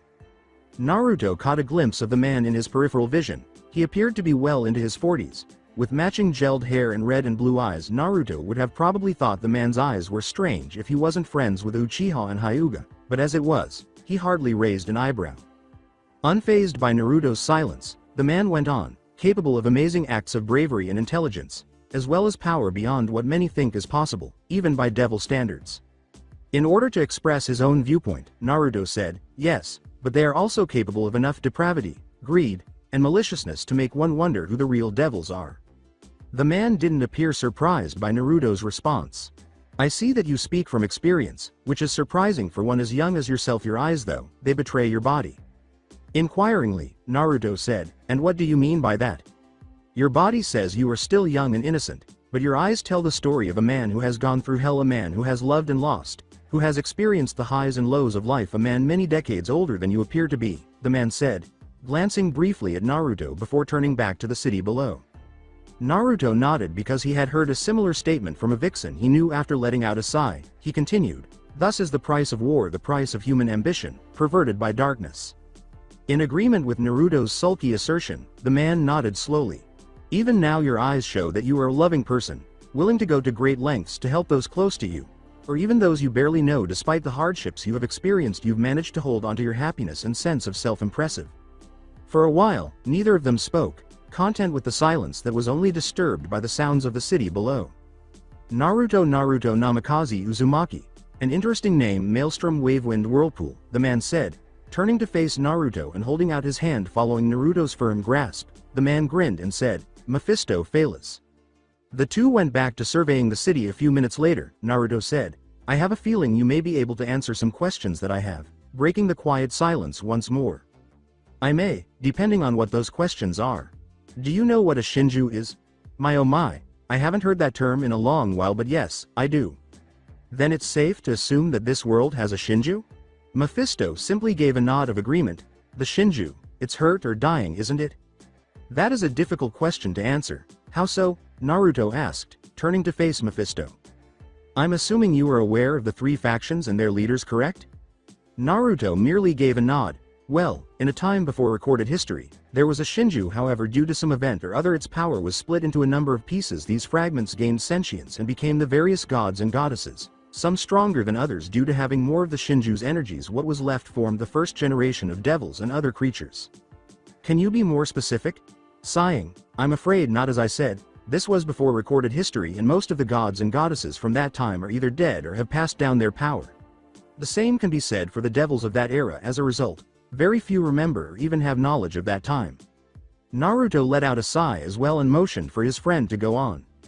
"As far as I know, the Christian God decided that, since he had such a vast amount of power, more than all but a handful of beings, he would split it into three parts. Part of that divided energy gave birth to his servants, the angels. The other kickstarted the growth of life on this here planet. A couple of centuries later, which is nothing to immortals like them, humans had become sentient and self-aware. They had become rational beings, not unlike the one that had given birth to them. That answers a few things I was wondering about, and I now have an idea of what it is that I can feel permeating this world. But one last question. There is a darkness that coexists with the light that I believe to be the remnants of that god. What is it?" Mephisto asked, as if startled by something. "That is the darkness itself. I'm sure you know of the balance between light and dark, correct?" "Of course, it's a basic rule of life, that there can be no light without darkness and vice versa," replied Naruto. The fact that there were still bandits, thieves, murderers, and other such vile people in the elemental nations, despite the fact that peace had arrived, had introduced him to that particular philosophy. These criminals had never been the issue in the first place, even though their numbers and the frequency of their crimes had drastically decreased. The hidden villages, and eventually the ancestors of the Senju and Uchiha, Hagoromo's own two sons, Indra and Asura, were the origin of the cycle of hatred and greed. Oddly enough, Madara and Obito had been instrumental in bringing about peace when the Eye of the Moon plan threatened. All of the hidden villages put aside their mistrust and animosity toward one another and united in their determination to preserve their free will. Ages of darkness had brought about an age of light. Yes, well, being that the Shinju, in and of itself, is life in the purest form, means that it has equal parts dark and light, Mephisto continued.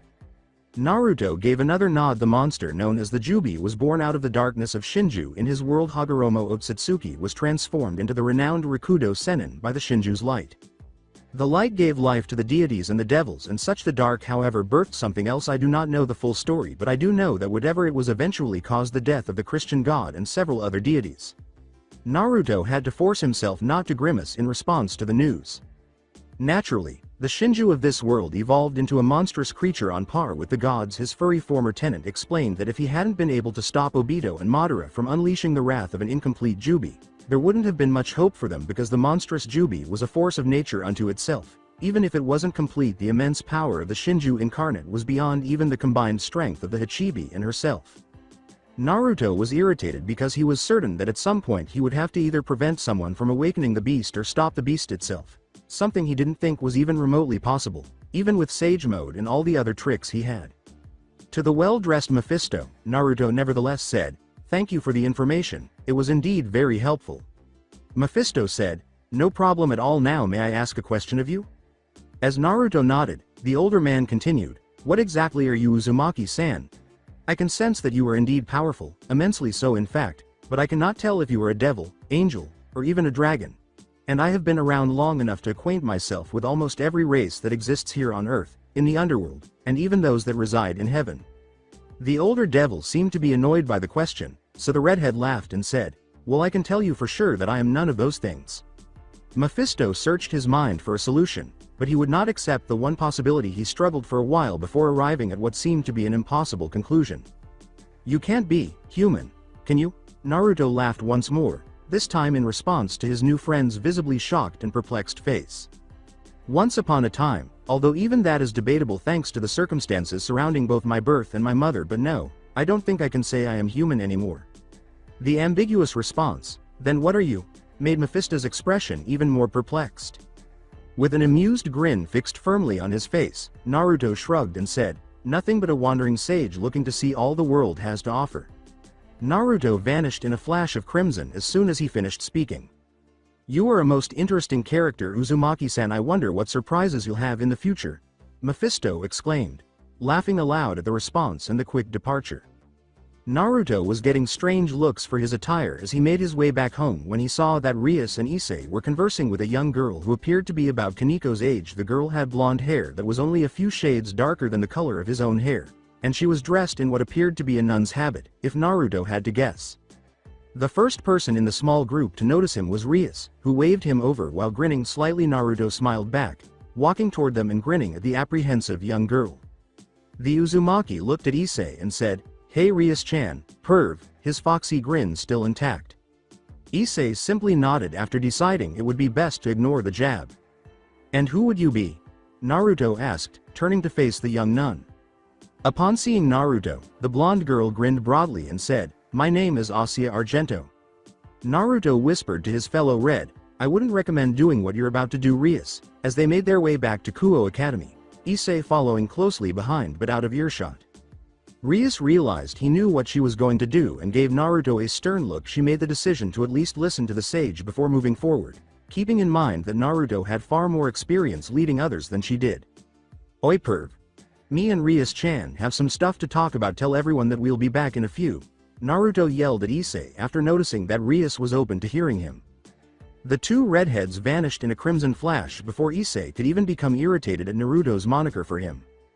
Just a short stroll from the academy, the sage and devil pair reappeared at a tiny cafe when Naruto went out with Kaniko following one of their daily training sessions. He became interested in the location. It contained the sweets that the Neko liked, and the feeling of coziness and warmth it evoked was reminiscent of a particular ramen stand he had visited many times in his life. It also helped that the cafe's owner, Keisuke Yamada, had a daughter who worked there with him and frequently reminded him of Tuchi Ichiraku. Naruto was disappointed to learn that they only had tea and sweets instead of the sweet ambrosia that was ramen. Speaking of the father-daughter pair, Fuyumi showed up at the table where Rias and Naruto were sitting smiling. The waitress winked at Naruto as she said, "Ohio Uzumaki-kun, what can I get you and your friend today?" Just a year or so older than Naruto, Fuyumi was a pretty young lady. She was 5 feet 6 inches tall, which was tall for a Japanese woman, and had chestnut hair that fell in soft waves just below her shoulders. Her eyes were dough brown. With a warm smile, Naruto said, "I'll have the usual, thanks Fuyumi-chan." After taking a quick look at the menu, Rias said to the waitress, "And I'll have green tea and a taiyaki, one." After grinning at them both once more, the brunette said, "Coming right up, be back in a few." Rias said, "Would I be right in guessing that you know this place so well because of Kaneko?" in an attempt to soften the inevitable seriousness that would soon permeate their conversation. Naruto nodded his head in agreement after giving his fellow redhead a little laugh. "Yeah, that girl does love her sweets, but the owners of this place are also really nice people and the atmosphere is comfortable." Rias surveyed the cafe's simple furnishings, which included clear plastic tables and cozy-looking black leather chairs. Rias assumed they had an open mic night because there was a small stage with an acoustic guitar and microphone. In order to keep the room significantly colder than it was outside and to block out the sun, the walls were painted a light black, and curtains of the same color were hung over the windows. However, there was a large chalkboard on the far wall behind the miniature stage, on which different people had written and drawn various things. Rias's attention was briefly drawn to a few extremely well-done drawings. Although each customer spoke softly and in small groups, it was obvious that they were all happy. Overall, despite its rather large size and the number of people using the various chairs and tables, the place had a very serene and inviting atmosphere. "Yeah, it's a really great place to come and just be among friends," the Grammary heiress remarked, grinning slightly. After a minute, Fuyumi returned to the table with Naruto's usual, which was a biscuit and a cup of iced coffee, as well as Rias tea and cake. Fuyumi smiled again and said, "Here are your orders, let me know if you need anything else," before leaving. The two redheads started eating in silence while savoring each other's company. Other than their eye-catching hair color, the two appeared to the other restaurant patrons to be a typical teen couple out for lunch. Issei yelled angrily, "What do you mean I can't go near Asia-chan?" Rias rubbed her forehead in exasperation at her pawn's apparently selective hearing and sighed. Her current annoyance stems from the fact that he disregarded her statement that he could see Asia on their territory and instead focused on being prohibited from attending the church. Naruto said from his position on the couch, "Gaki, pay attention would ya?" Rias-chan didn't even say that. "So you're getting upset for no reason?" A certain Neko was contentedly occupying his lap and satisfying her sweet tooth as usual.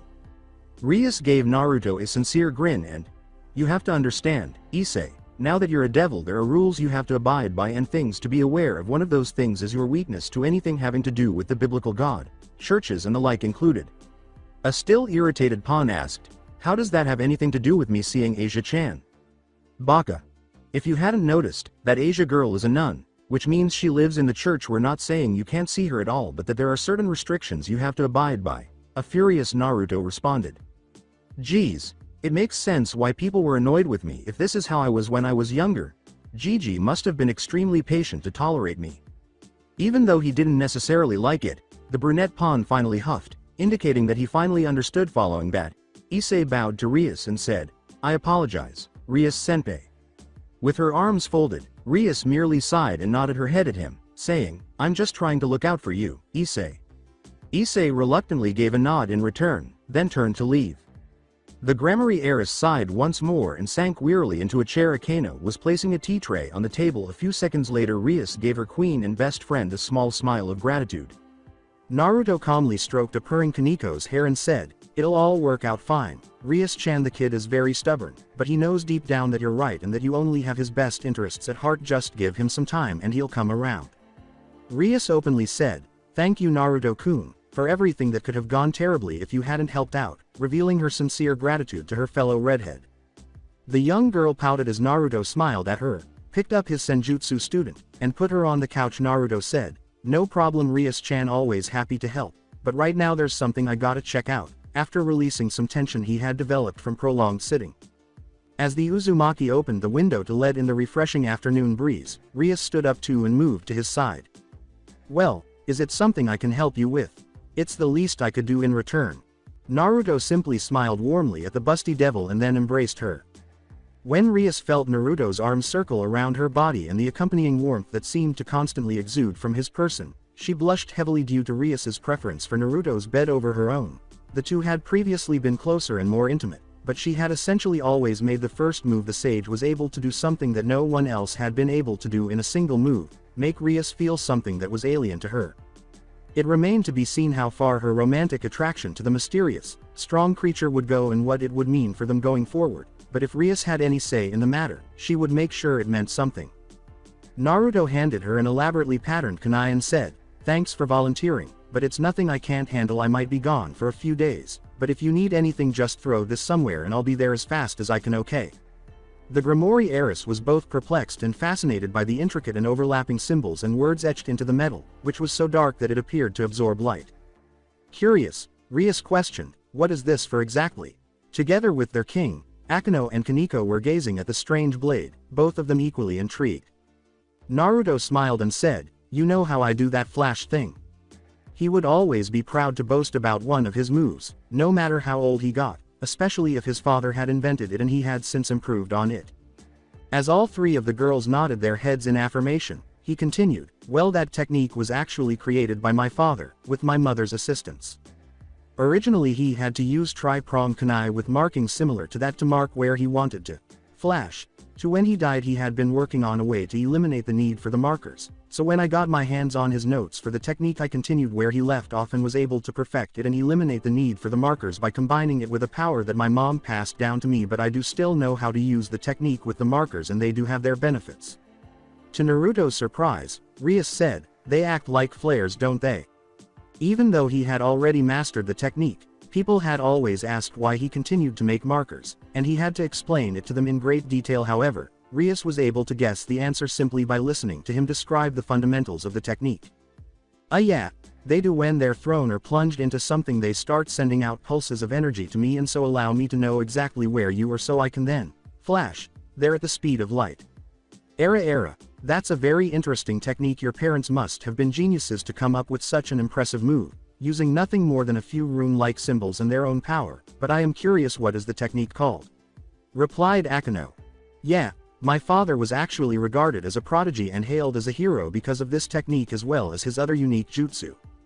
With just the two moves he was able to wipe out a whole battalion of enemy nin in the blink of an eye. It earned him the moniker Kuroi Senko, Yellow Flash, and a flee on-sight order from our enemies that had never been heard of before. The two moves themselves were called the Hiraishin no Jutsu, Flying Thunder God Technique, and the Rasengan, Spiraling Sphere. Naruto remarked as he looked up at the sky and wondered how his parents would react to his choices he had made.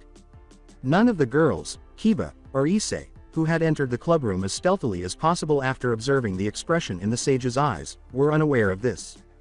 Before he departed for the next few days, Rias thought it would be a good idea to learn more about Naruto. And what about your mother?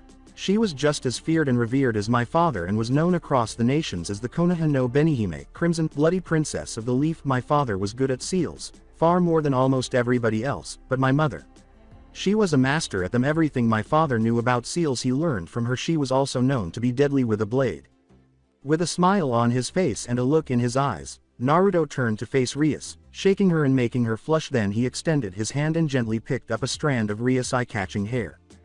You two actually have a lot in common. She also had fiery red hair and a natural sense of beauty that left even my father in awe. She originally hated her hair since she was teased because of it as a child, but grew to love it because my father said that it was one of the reasons he had fallen for her.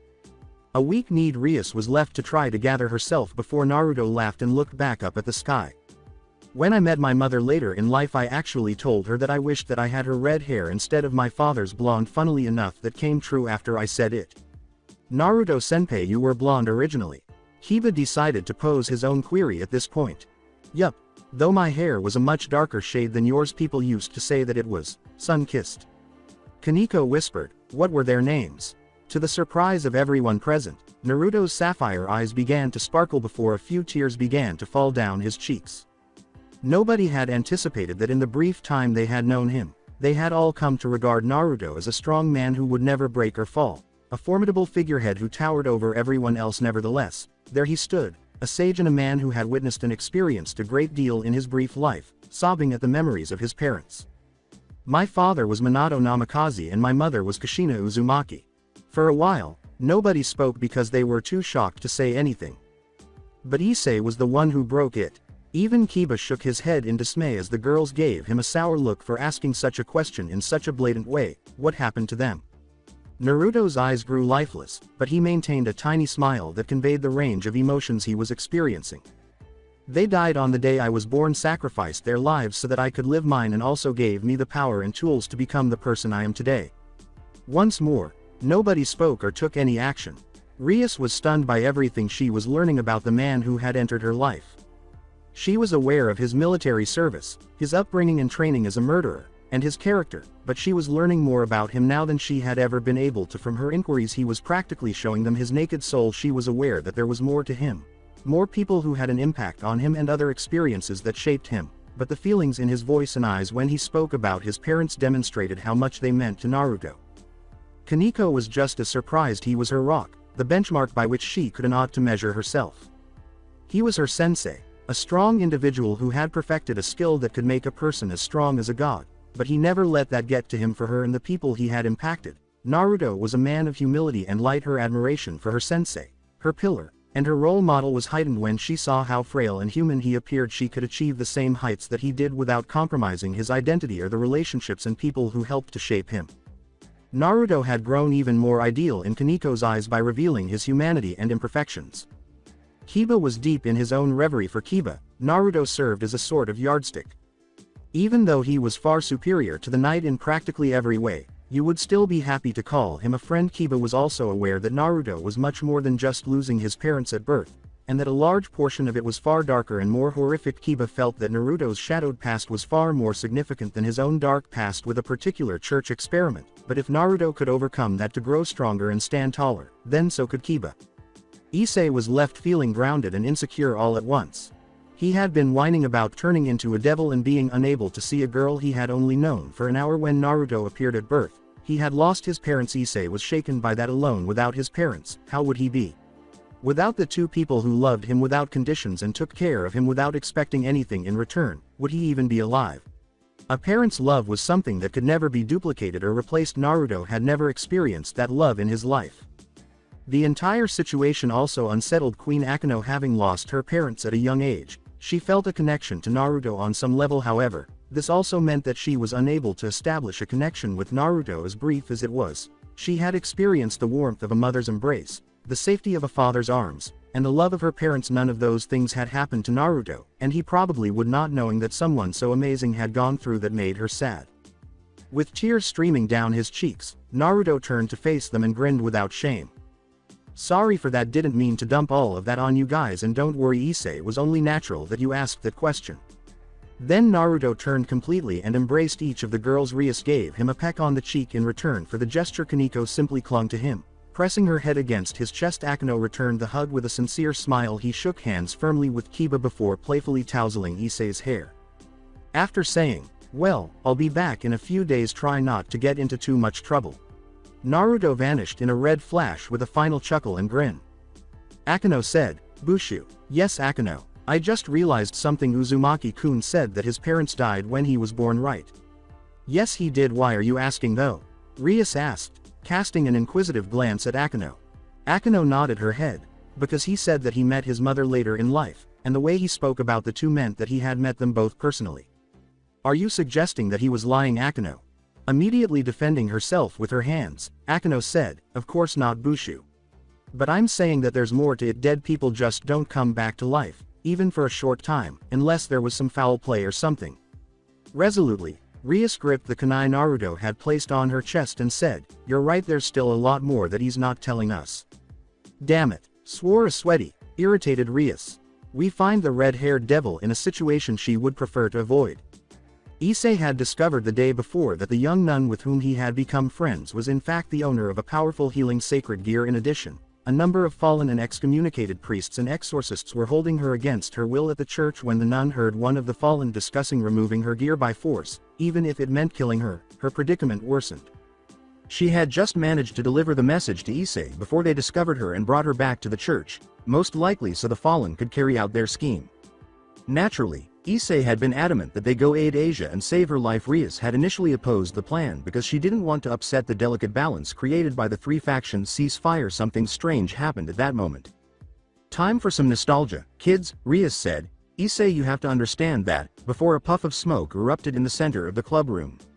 Since only those who had keyed into the protective runes and charms could teleport into the room directly without Rias' consent or knowledge, everyone was immediately on guard. Everyone's eyebrows shot up as a rather large, kitten-sized amphibian wearing a sleeveless kimono top sat on its haunches in the center of the room. The toad was eating what appeared to be multiple sticks of pocky, which made it even stranger. After looking at Rias and her peers, the creature raised a flipper, hand, or limb and said, "Yo," in a casual manner. Everyone assumed the little thing was familiar, but Issei was the only one who freaked out because Rias had not yet explained what familiars were. After that, it looked at Rias and leapt up on the desk in front of her. Red hair. Check porcelain skin. Yup, large. Assets. Haha, check. Boss sure knows how to pick 'em. At the assets comment, Rias had to stop herself from hurting the toad, if only to find out how it recognized her and its boss. A curious Akano inquired, Era, and who would your boss be, Toad-san? After giving Akano a sidelong glance, the boss returned its focus to Rias and said, sorry girly boss didn't mention you so I can't disclose that info, I'm just here to deliver a message from boss to you Gremory-hun. Well then can I have the message? Rias asked, merely raising an eyebrow at the title. The toad laughed, right sorry. The covered toad then cleared its throat and continued, Rias, that cute little nun that the perv made friends with is in big trouble, the fallen that have her acting outside of the orders of the Grigori governor so you can take care of them without worrying about any political backlash. The humans have also been excommunicated from the church so they're free game as well. When Rias realized who had sent the toad, her eyes widened. Your boss is Naruto-kun? Yup. We toads are the personal summons of Naruto Oyabun. The toad said after giving her the thumbs up. A curious Kiba said, wait, so it's not just you then? He had heard that strong devils could have multiple familiars, but the toad's wording gave the impression that there were more than a few. Nope. Boss usually uses me to deliver messages when he needs battle help, though he'll call on Gamakichi. Though Gamabunta also likes to come out every so often, but since boss has gotten so strong recently he hasn't really needed the help, so him and Bunta Gigi usually just sit around and drink. Wait, you're the toads who taught Naruto-senpai how to use senjutsu, aren't you? Kaneko interrupted at this point. The toad responded, well, not me personally, that was Shima Basama and Fukasaku Jisama, while continuing to eat the Pocky. Kaneko questioned, so where is Naruto-senpai? Since Naruto had only been gone for a few days, she had actually been missing him a lot. In order to demonstrate her abilities to Naruto upon his return, she continued to train in senjutsu. Oh well, boss said you might ask that. He kinda told me not to tell you guys that bit of information, only that he would probably be back in another day or two. A deadly aura enveloped Rias, who fixed the toad with a glacial gaze as the toad started to perspire. Do you know where Naruto-kun is? Yes, the toad said in a voice so tiny that it was nearly unheard. Where is he? And it emerged as a demand rather than a question. Gotta go by. And the toad vanished with a puff of smoke. Back to the Future. You get the idea? Because it's a movie, so yeah, I'll just leave now. Following that minor incident, Rias made the decision to assist Issei in saving Asia. However, she was unprepared for a group of obnoxious renegade priests, 4 mildly powerful fallen, and a psychopathic exorcist with a fetish for killing devils. She and her peerage could have easily defeated them all under normal circumstances, but it appeared that the fallen had planned ahead and had the priests cover the interior of the church with charms that made devils weaker. They could still win as it was, but it would be challenging, particularly if they were attempting to prevent Asia from being ritually killed for her sacred gear. At that point, everything went completely wrong. The insane exorcist Fried had taken out multiple vials of holy water as a last resort because he disliked losing, especially to the devil. After that, he soaked himself in the substance and covered his blade with it before hurling what was left at the gullible Kaneko. The blessed liquid would leave a high-ranking, pure-blooded devil with severe burns. Kaneko, however, was not at her strongest or as strong as a high-ranking, pure-blooded devil, and worse, she was going to be the one who suffered the most from the acidic liquid. Rias yelled, Naruto, and threw the kunai she had received from Naruto with all of her strength without even thinking. While the holy water was rushing in the direction of the stunned Neko, everyone's attention was focused on the black knife as it approached the ground at Kaneko's feet. A crimson flash flashed in front of the frozen Neko, shocking everyone. The figure that emerged from the flash then wrapped the frozen Neko in its cloak. The vials only soaked the article of clothing as they smashed against the back of the cloak. The voice echoed throughout the church, "You okay, Kaneko-chan?" With wide eyes, the young senjutsu user turned to face the person who had finally saved her life by engulfing her in his cloak. Her voice was tremulous as she asked, Naruto-senpai? After lowering his now wet cloak and standing up straight, the figure flashed his trademark foxy smile and said, well, I'm certainly not OL Saint Nick or anything. Then, as Naruto laughed, Kaneko put her arms around his belly. Rias-chan, call everybody back, I'll take it from here. Before Kiba, Akano, and a reluctant Issei sped back towards their king close to the church's entrance, Rias merely nodded her head. I'm gonna need you to go with them, okay, Kaneko-chan? After wiping the few tears from her eyes, Kaneko nodded and hurried to join the other members of the peerage. Then the church reverberated with the sound of flesh colliding with flesh. Freed had a fist in Naruto's hand and a crazy, angry gleam in his eyes. "How the hell are you not dead yet? I'm covered in holy water. Your heathen ass should be burning right now." "Me a heathen? Sounds funny coming from an excommunicated exorcist, don't you think? Now normally I'm not one for unnecessary violence, but you made 2 mistakes. You tried to kill my cute student and you also harmed the cute nun over there. Sorry buddy, but I don't let people like you get 3 strikes." The sound of a broken bone was the next to reverberate throughout the church. Only his wide eyes and open mouth conveyed the extent of his agony as Freed collapsed onto the church's white marble floor in a fleshy mass. In a single instant, Naruto had broken the bones in his hand and kicked his leg quickly at the knee, severing the joints, tendons, and other various body parts there. His eyes caught Rias's and the others' attention. 2 chips of ice that were colder than the Antarctic tundra had replaced the normally azure orbs that held warmth and kindness. It wasn't Sage Naruto. Naruto was not a prankster. No. This was the Naruto who had spearheaded the Shinobi Alliance's battle against the tyrannical Tobi. This was the Naruto who had paid the price for keeping the Kyuubi in his body for 17 years of his life. The hero of the 4th Shinobi World War stood in front of them. Naruto picked up Freed's fallen form and threw him into the air like a pebble, all the while avoiding the other priests and fallen who were now staring at him. Naruto had already flashed through several hand seals and was cupping his mouth before anyone could do anything. Katen. Karyu Enden. Fire style, Fire Dragon Flame Bullet. Those nearer the flames started to perspire as the stream of flames formed the enormous head of a roaring dragon, whose heat was felt by everyone in the church. The psychopath was then engulfed in flames as the dragon swallowed Freed Selzan's form. In a strange way, it seemed as though the exorcist was receiving his final baptism before receiving his final judgment. After everything was said and done, not even ashes were left behind. Everyone there could only gape in disbelief. Neither Rias nor her peers had witnessed this aspect of Naruto, nor had they witnessed any of his skills outside of the Hiraishin, his physical prowess, or his proficiency with a blade, none of which had been demonstrated in real combat. They were aware of his strength, but what they had just witnessed was proof of it. Fear was making the fallen and the other renegade churchgoers perspire. This man had suddenly materialized and, in the space of a minute, had killed one of their more powerful members by inhaling fire as if it were commonplace. The fact that he had done so with a straight face and not once looked like it required any kind of effort on his part was what was even more frightening, even for the fallen. Everyone in the room was stunned by what Naruto was about to say. By order of both the Governor General of the Grigori, Azazel, and Gabriel of the Seraphs, you are all to be disposed of and Asia Argento is to be freed. Edit. I had originally intended to end it here, but given how long it took me to finish, I thought I might as a consolation add some of my thoughts for the chapter that followed, so, keep going. No one moved or spoke for a few seconds because they were too shocked to do anything but breathe. How could the statement made by the red-haired sage not surprise someone?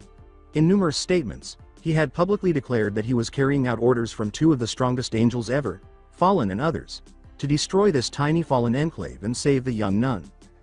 The Fallen, dressed in a trenchcoat and fedora, finally broke the silence as though he had just heard the funniest joke he had ever heard. The man burst out laughing. This did not deter Naruto. He wouldn't be intimidated by a nameless fallen with the strength of one of his fingers because he had endured worse at the hands of the villagers and occasionally his own allies. But not everyone anticipated what came out of the laughing fallen's mouth. Finally, someone to give me a challenge. A true warrior. I can see it in your eyes, boy. You have blood on your hands. You've watched as the life drained from the eyes of your enemies. Perfect. When Naruto realized what was happening, he just narrowed his eyes. Asia or anything ostentatious was not what this man desired. He was the kind of person who enjoyed the sensation of combat, the sense that your life was in jeopardy, and the rush of adrenaline coursing through your body as you battled for your life.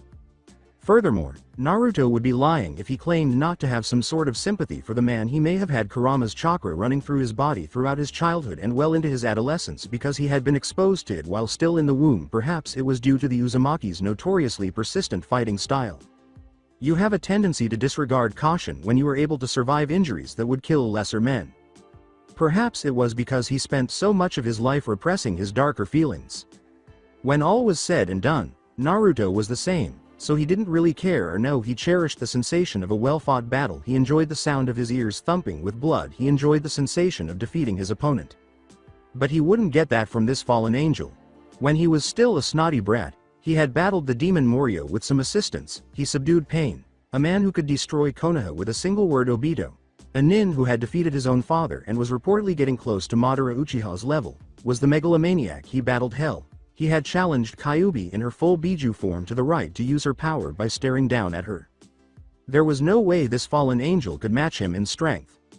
He was going to demonstrate that to him with a flourish. The fallen removed his cloak and hat and said, "As true warriors I believe it fitting that we share our names so that we may recall this glorious moment." His name was Donasek. With a clipped response, Naruto said, "Naruto Uzumaki Naruto." "Then let us begin Uzumaki Naruto," Donasek said, calling a light spear into each of his hands. With a crazy smile on his face, the black-winged angel shot off in a flash. Observing from a distance, Rainier experienced a fleeting sense of déjà vu as Donasek raced in Naruto's direction, the sage remaining motionless. The Uzumaki dropped into a crouch and used the leg muscles he had trained since he was a child to explode upwards, his fist slamming harshly into Donasek's abdomen just as he was about to pierce Naruto with one of his light spears.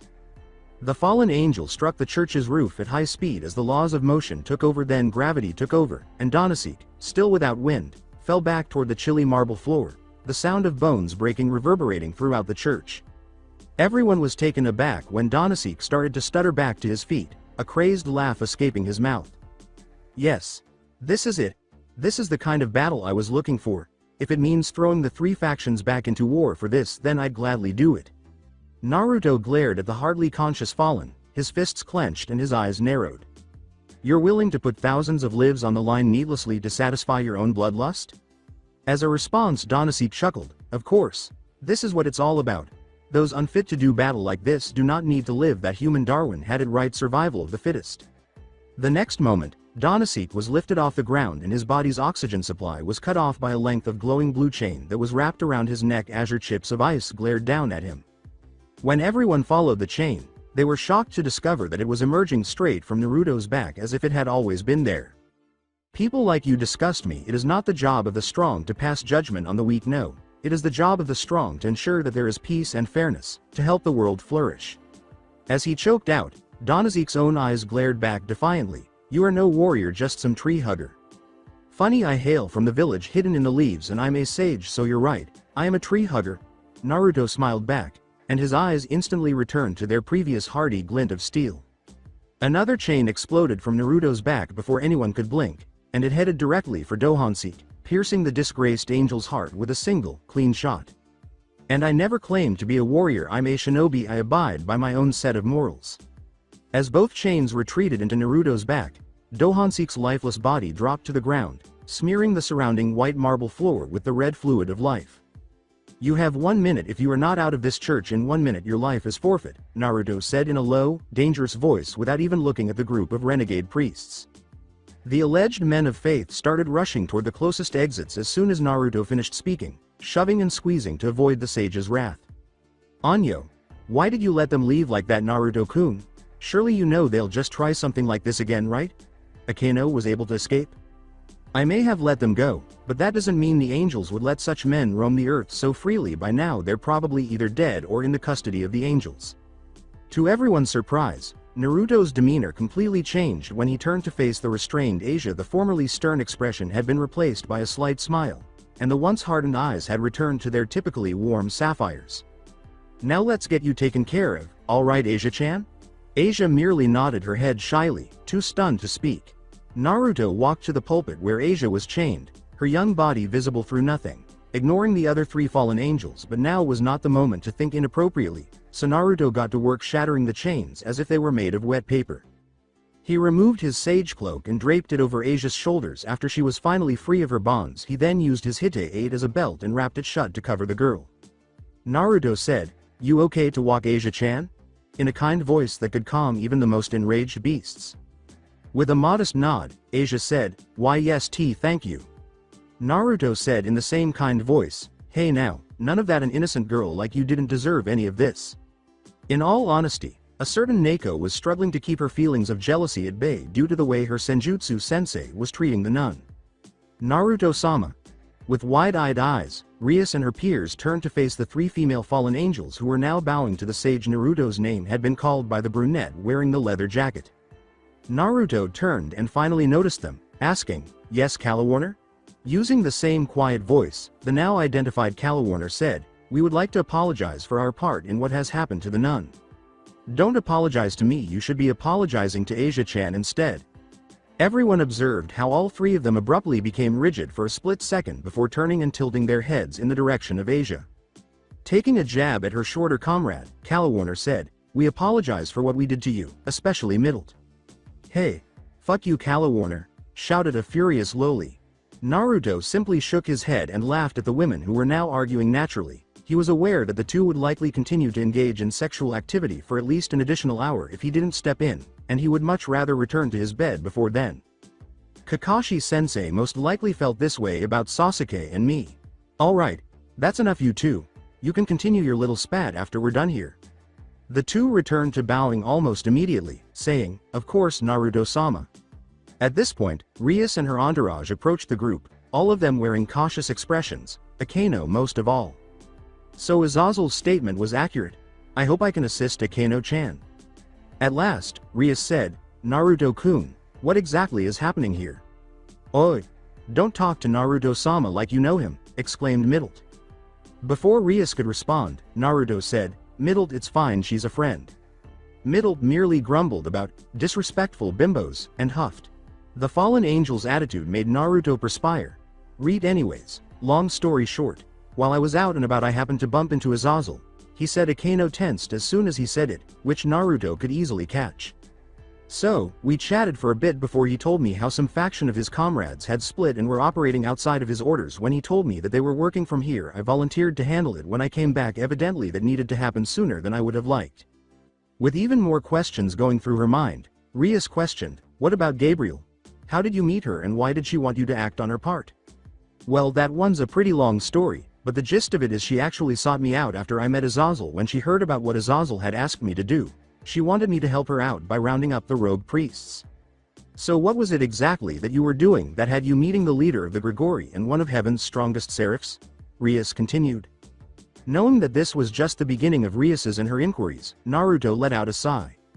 "Looking for some answers to some questions I had, and no, not all of them were answered, but I learned some rather interesting stuff while I was away." An agitated Issei asked, "Wait, what about those fallen? I thought you said they were sentenced to death by that Azazel guy." In his opinion, the three women ought to have met the same end as Donut Guy because of what they had done to Asia.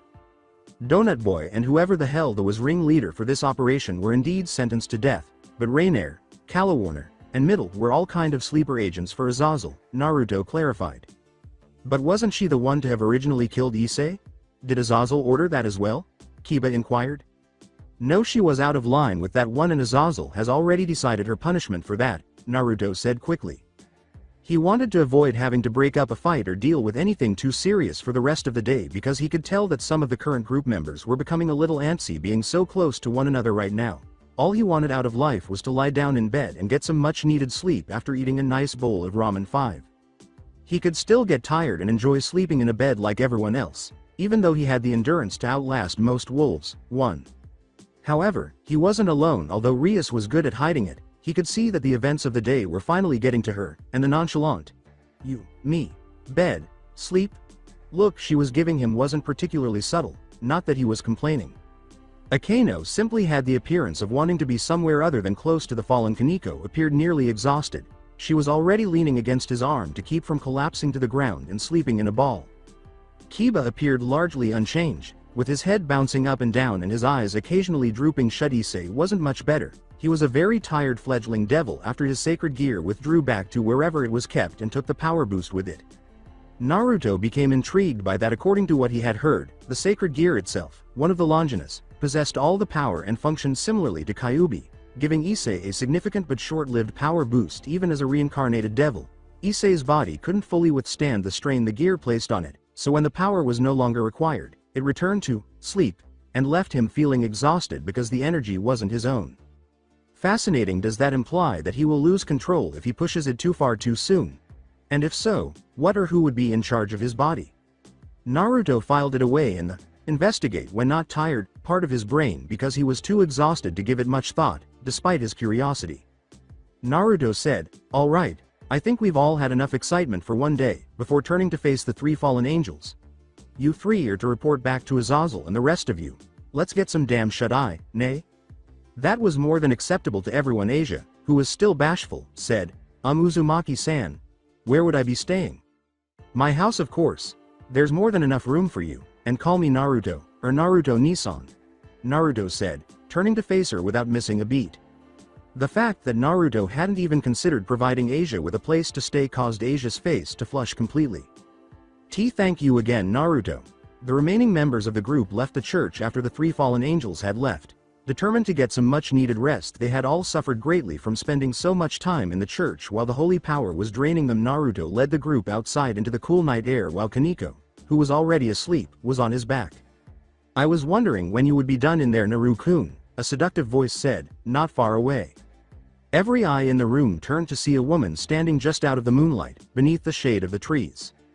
This did not disturb Naruto, who calmly replied, sorry about that, Akemi-chan just had some loose ends to tie up.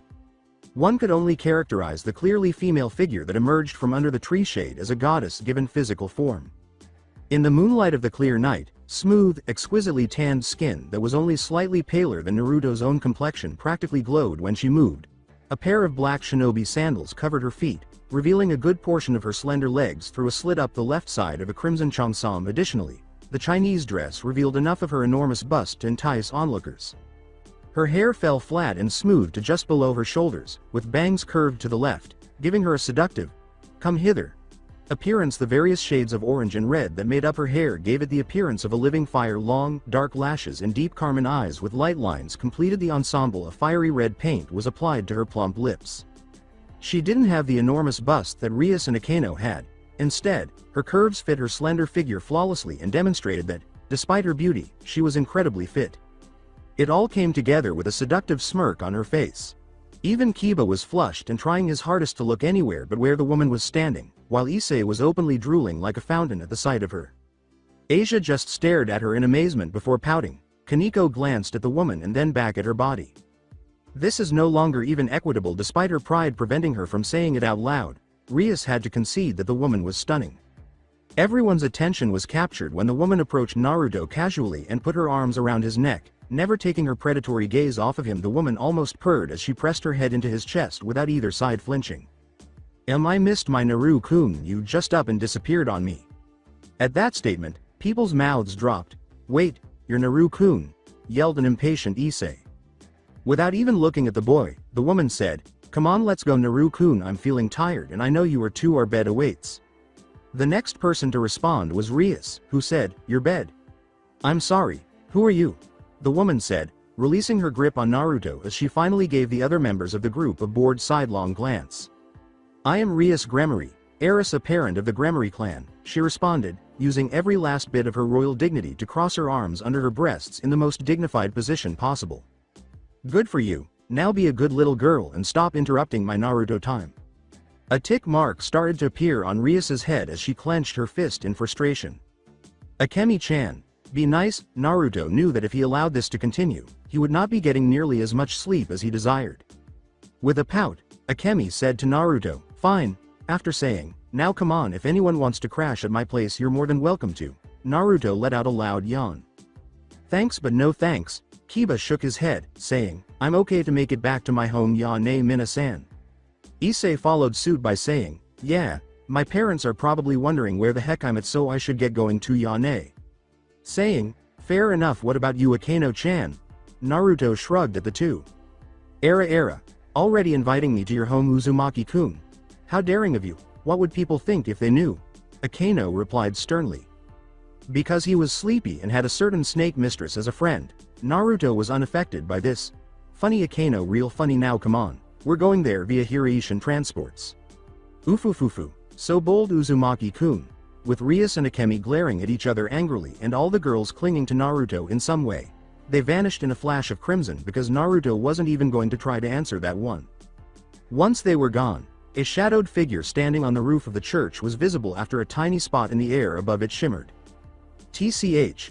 Bastard ruined my plans to get that sacred gear and now the Gregorian seraphs are onto me just great. The sage is the target of two angry looks the following morning, despite the fact that the anger was unrelated to him. Rias and Akemi had started arguing the previous evening about who would share Naruto's bed. At that point, Naruto had only wanted to sleep, so he made use of the fact that he had access to multiple other rooms, but he had gone to sleep with her wrapped around his arm because Kaneko had long since dozed off, leaning against him and gripping him tightly. Akeno had taken the room to his left, while Asia had gone to the one next to him. Naruto didn't know where Akemi and Rias had gone to sleep the night before, or even if they had. Running was not an option because it was a Saturday. Rias didn't have to go to school, and Akemi could find him anywhere he went. He was aware that the two were currently wide awake and demanding answers from him. I can already tell that today will be a long day. At that precise moment, a certain lowly dragon god also entered the kitchen. I require your services, Uzumaki. An extremely long day. A certain grammary knight and a certain red-headed sage were engaged in combat, and the sound of wood hitting wood echoed throughout the Kuo Academy dojo. The Kendo Club members watched from the sidelines. Amazed by the exceptional skill both teenagers displayed, the girls were even more shocked by the two's apparent composure, which gave the impression that they were simply having a courteous conversation rather than attempting to hit each other. The other members of Rias' peerage were present as well, and they were equally taken aback by their comrade's skill with the blade given Kiba's traumatic history with the holy sword experiment. Rias was aware of his skill with a sword. Kiba gained the skill of a master swordsman, which made him the ideal knight, even though the experiment's main objective was not achieved.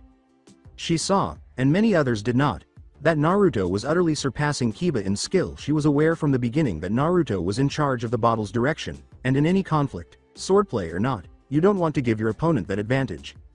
When Rias saw how easily Naruto was controlling the battle, her interest was piqued even more. He didn't even start to breathe heavily, much less make any real effort, and he appeared completely composed, content, and even excited the entire time. He might have been sleepwalking for all it mattered if it weren't for the broad smile on his face and the sporadic laughter. Kiba, on the other hand, was drenched in perspiration, and it was evident from the carelessness of his usually exacting technique how much his weariness was starting to affect him. Nevertheless, he was grinning because he was relishing the opportunity to be tested without risking his life. From her seat beside her red-haired king, Akeno remarked, Era, Uzumaki-kun is extremely talented with a blade, bucko? Rias answered without taking his eyes off the frantic duel, indeed he is Akeno. Makes one wonder how he got so good at such a young age. After all, there are devils who have trained for decades but are only half as skilled as Uzumaki-kun. Yes, but remember that Naruto-kun was brought up to be a weapon for his village, Rias said, his eyes narrowing. Halfway through her sweet bread, Kaneko, who was sitting next to Rias, stopped eating and clenched her fists. Akeno did the same, lowering her head in remembrance of what Naruto had told them the previous morning. This is FLLLLAASSSHHHBBAACCKKKK. So who is she? Naruto? Rias asked in a rage. With a sigh, Naruto combed through his hair with the other members of her peerage standing behind her. Rias stood in front of him with her arms folded and a fire burning in her eyes. Although Ophis was leaning against a wall to the side, he could tell that she was equally curious about the response. This Akemi person had an incredible amount of power that Ophis could sense, and he was very similar to Naruto in many ways. However, she wasn't alone. Kaneko's sensory abilities had been greatly enhanced due to her increased familiarity with using nature energy, and she was able to see that this Akemi person was somehow closely connected to her Senjutsu sensei. In fact, everyone in the room could sense it, but nobody knew what it was. But Rias had a different opinion. The bond between Akemi and Naruto was almost soul level, and it felt a lot like the bond she shared with the other members of her peerage as king. The short answer: she's my best friend and the one person who knows me better than anyone else probably ever could, maybe even better than I know myself. Naruto laughed while nervously scratching the back of his head. Rias asked, and the long answer? Naruto replied, well, the long answer is a little more complicated. In any case, Rias simply continued to stare at him, indicating to him that she was prepared to listen to him no matter how difficult the situation. He sighed after a moment and started to explain. And back to the future, present, or whatever. Naruto had told them that morning why his parents had died the night he was born and why he had spent the first 12 years of his life being treated like garbage. The fact that Naruto had remained for so long had taken them all by surprise. All those in attendance, however, had come to despise anything related to Konoha. But it resonated with Rias. To the villagers, Naruto was the Biju he kept at bay for 12 years, not Naruto. He was the son of one of their greatest heroes, not Naruto, even after saving them numerous times. Rias could understand Naruto's plight as the heiress to one of the 72 pillars and the younger sister of one of the new Mao. The one usually regarded as the most powerful, no less, she was viewed less as a real person and more as a tool for their schemes. Despite all of her protests, her own family still treated her like that and engaged her with that idiot Riser. Whether she liked it or not, She had to make choices that kept her clan's name in mind. Naruto could have gone either way, but Rias liked that her fellow redhead always managed to stay true to his own set of values and never compromised who he was, even though he had countless people expecting different things of him. When Naruto managed to pin Kiba's sword beneath his foot a few seconds later while aiming his own blade at the Bishonen's neck, everyone was extremely impressed. With his famous foxy grin fixed on his face, Naruto said, "I'd say that about wraps up our little spar, nay?" Kiba merely nodded and grinned back, saying, "Hi." Before making their way to their friends, the two shook hands and stood erect. Asia grinned and gave Naruto a bottle of water. "Anyo, here you go, Naruto," she said. "Thanks, Asia-chan," Naruto said, grinning appreciatively at the nun. Since Rias wasn't exactly known for her distant gaze, Naruto naturally noticed it in actuality. She had spent the previous few days preoccupied. Additionally, she had appeared a little tense and would periodically check the calendar, which indicated that something important was about to happen. In addition to all of that, she had started spending some time elsewhere, and it was related to the last person she was connected to. She is experiencing anxiety and is frequently visiting whoever her last peer is, but why? Before Naruto could ponder the matter any further, a certain pervert had to run in screaming his head off. What was painted across his white shirt was what made everyone laugh out loud. "The student council sucks," was written in bold, bright orange letters across Issei's chest. Naturally, since the members of the student council were all highly regarded by almost all of the students, Issei soon found himself harassed by a small group of its supporters. As he watched his small prank come to pass, Naruto was laughing out loud. Even the dazed Rias had started laughing, though she tried to cover her mouth with her hand. "You do know about the student council, right, Naruto-kun?" she asked, turning to face the person in charge of this. Naruto turned his head while still laughing and said, You mean about them being devils as well?" "Yeah, I kinda figured." "So that he can quickly detect the presence of the devil, does that imply that he is aware of Liza as well?" Rias pondered. In light of this, Rias gave Naruto the dreaded, "We need to talk," look, which he was all too familiar with. He experienced a few flashbacks to the times when Tsunade, Sakura, and even Shizune had used that look on him because he had been the target of it frequently during his adolescence. Naruto's eyes darted to all the windows and exits as if someone had come to kill him and he needed to find the best way out. Rias and even Akeno were curious as to why Naruto suddenly shivered and started to perspire.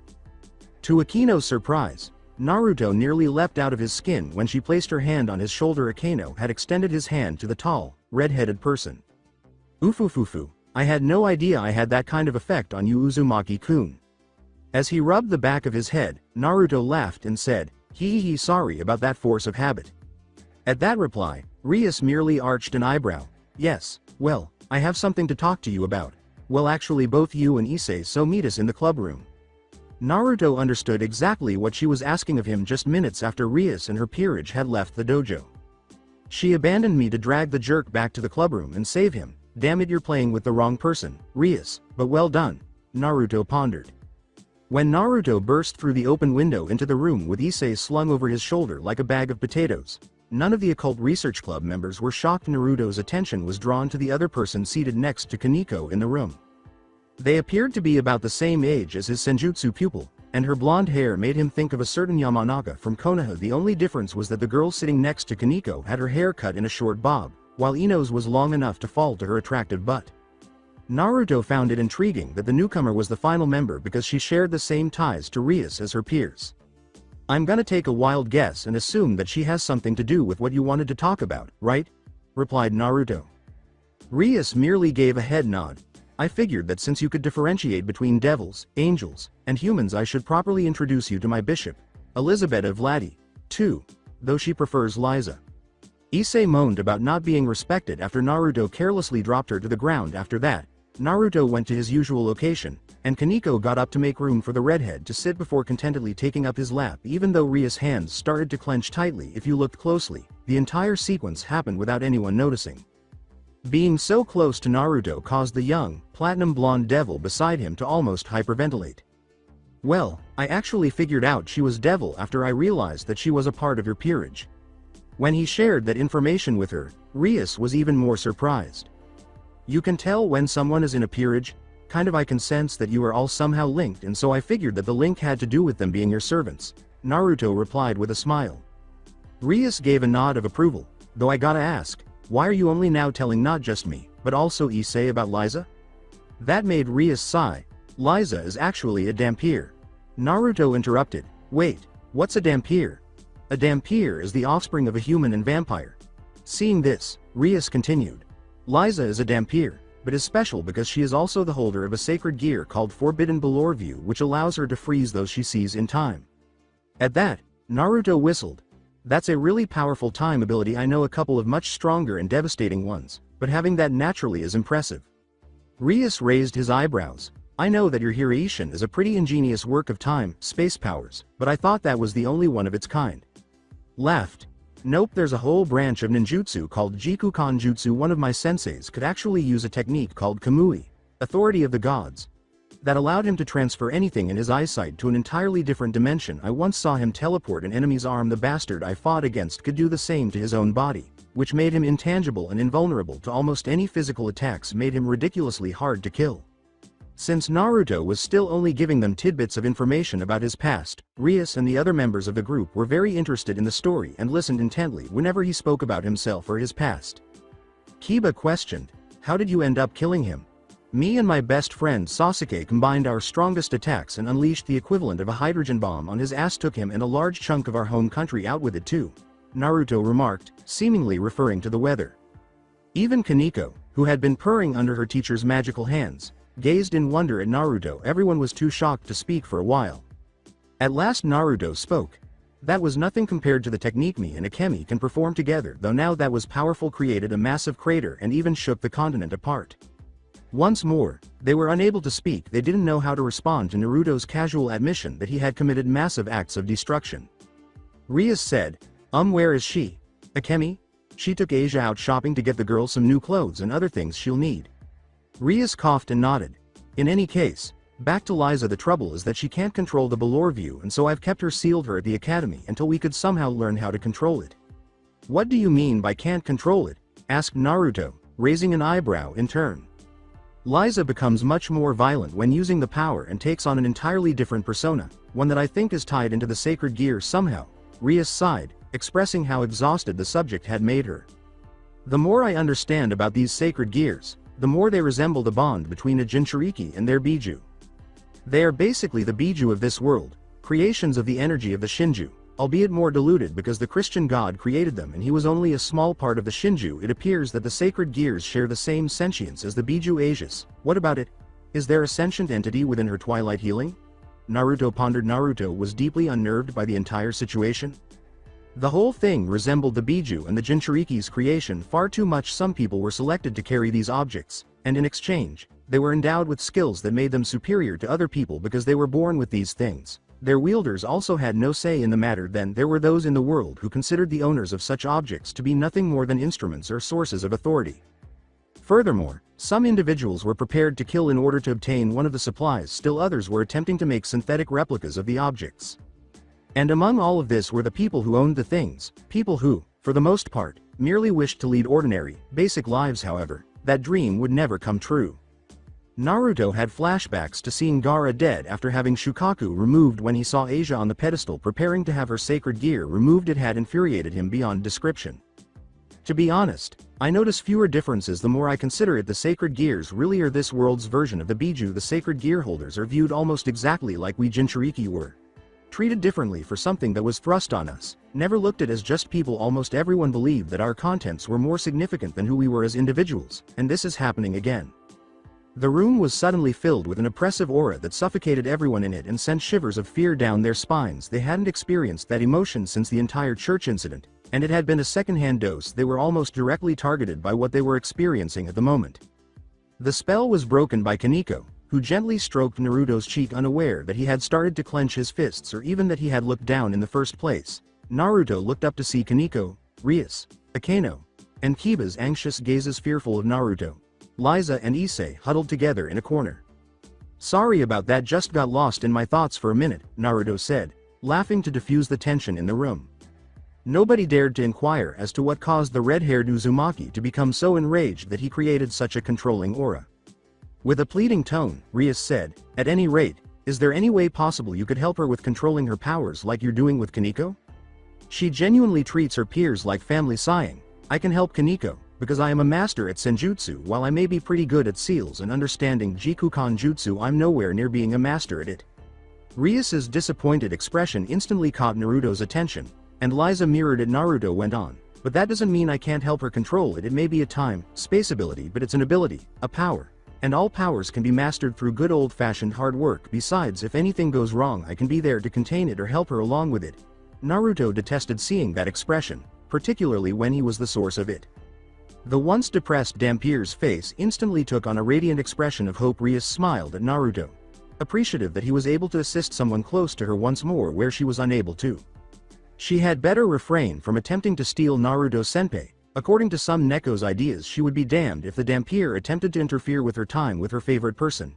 Even though she was happy for her fellow peerage member with Rias and Akemi around, it was already difficult to spend time alone with him, and then there was Asia Liza. Now, yes, Kaneko wasn't particularly pleased.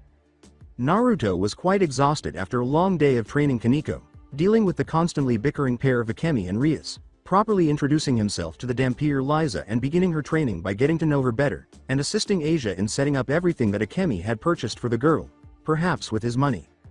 Naruto had the unique pleasure of sleeping by himself in his own bed after Akemi left to continue exploring this world. Whatever she meant by that, don't get him wrong, he enjoyed having someone else warm the bed with him, but occasionally he preferred to be by himself.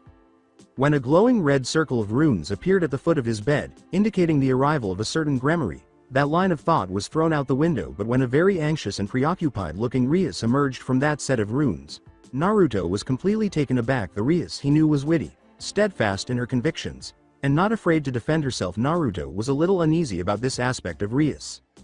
Without glancing at the sage, Rias said, "Naruto-kun, you said you'd help me with anything if I asked you, right?" "Of course, Rias-chan. What is it you need?"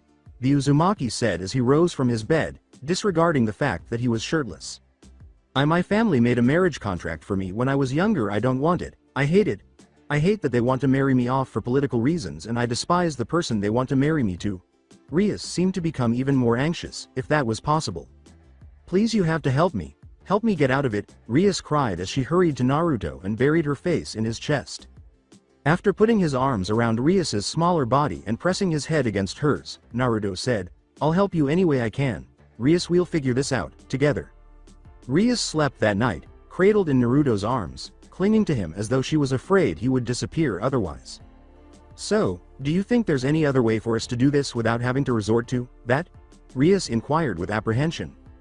She had been reviewing all of the devil laws that had anything to do with marriage with Naruto. There wasn't much more they could do to solve Rias's problem, even though they had discovered a ton of interesting facts about the subject. If Rias voluntarily had sex with another man and became pregnant with his child, that was the only specific way they could think of to render the contract void. Both Rias and Naruto were conflicted about the idea of doing so. The fact that Naruto would be the child's father and the man to whom Rias would give her virginity made the decision all the more alluring. Rias was more than willing to do it if it meant she could break the contract. Even though she didn't know everything there was to know about Naruto, she knew enough about the sage to know that he would be the best person for her to have a child with. She had previously considered the idea, but she had assumed it would come after they had fallen in love, gotten married, and were prepared to start a family, not to free her from a forced marriage contract. Naruto was thinking the same thing. Rias would continue to be young for hundreds or even thousands of years to come because he was essentially immortal.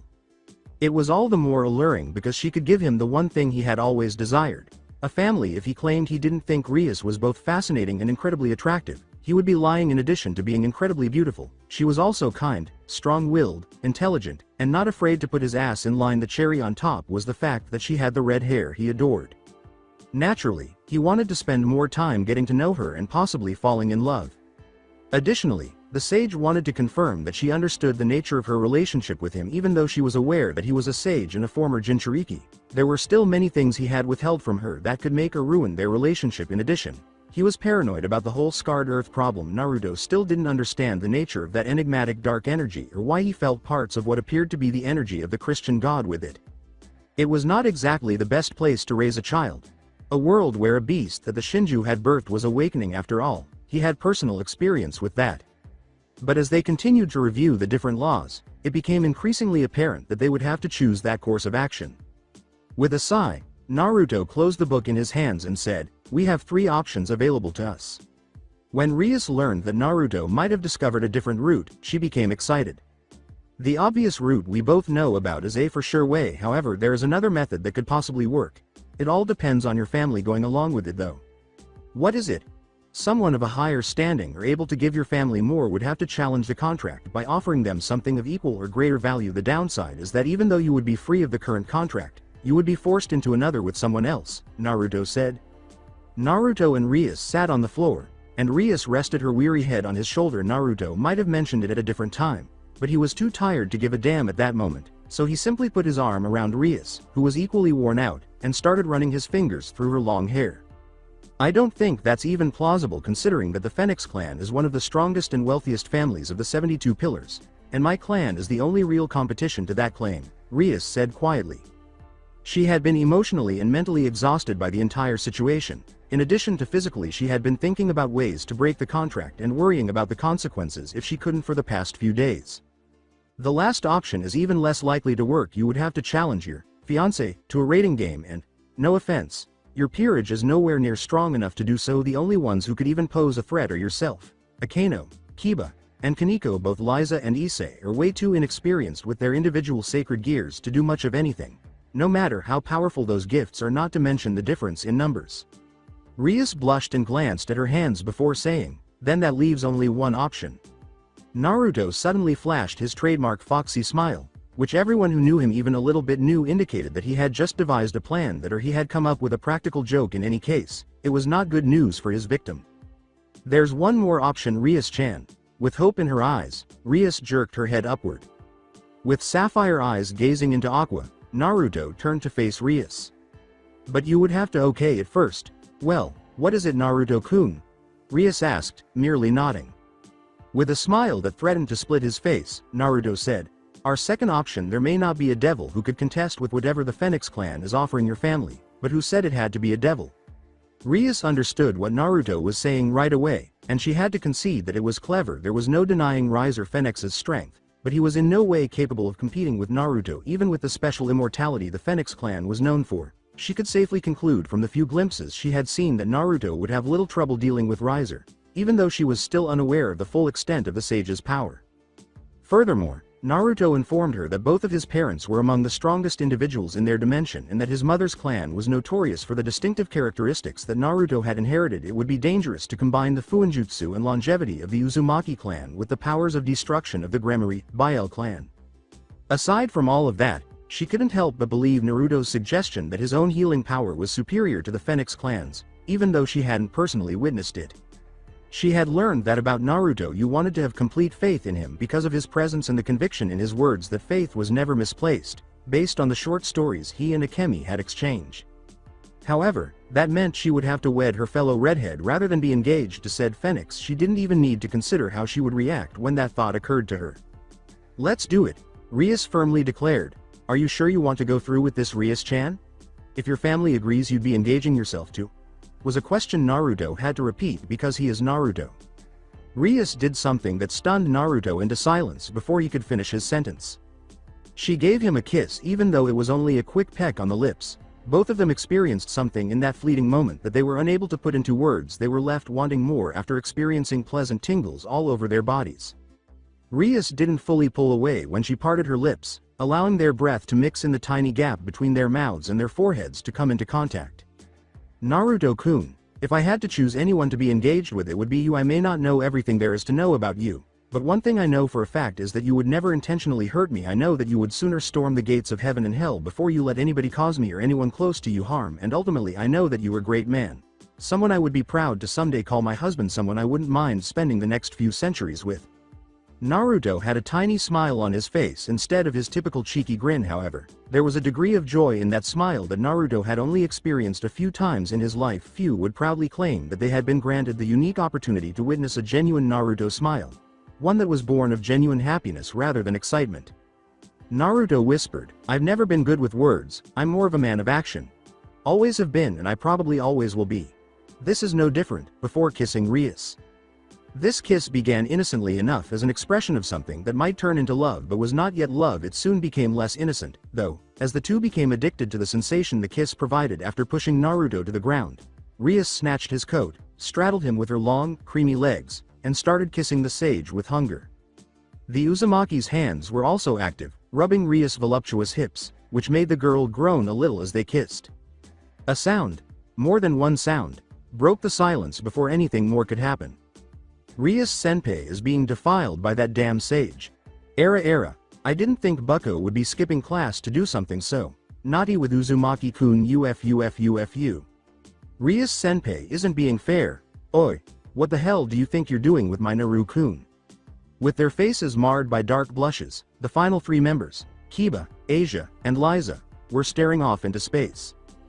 Being caught playing tonsil hockey with Resident Sage made Rias feel embarrassed, but he was also upset that they were interrupted. She chose to be angry because, as a pure-blooded devil, she had fewer boundaries than most people. Naruto had somewhat different ideas. I wonder if Akemi and Rias are okay with sharing hold on a second. Damn you, Ero Sennin and Kakashi-sensei. A return to Konoha. A furious sneeze came from a busy Kakashi. Busy reading Icha. It seems like one of my students is cursing my name. What does that mean? The silver-haired Kage's face instantly broke into a broad smile, causing Kakashi's mask to strain. Sakura. We're declaring today a holiday. I told you already that you can't make ITTOPELESS Tuesday, Kakashi-sensei, said the woman mentioned briefly outside the door. We'll talk about that some other time. Today is the day Naruto-kun was welcomed into the ranks of his predecessors, the ranks of the pervert. Kakashi bemoaned that before regaining his former arrogance. An enraged busty blonde with murder in her eyes was at the door of his office when it suddenly burst into splinters.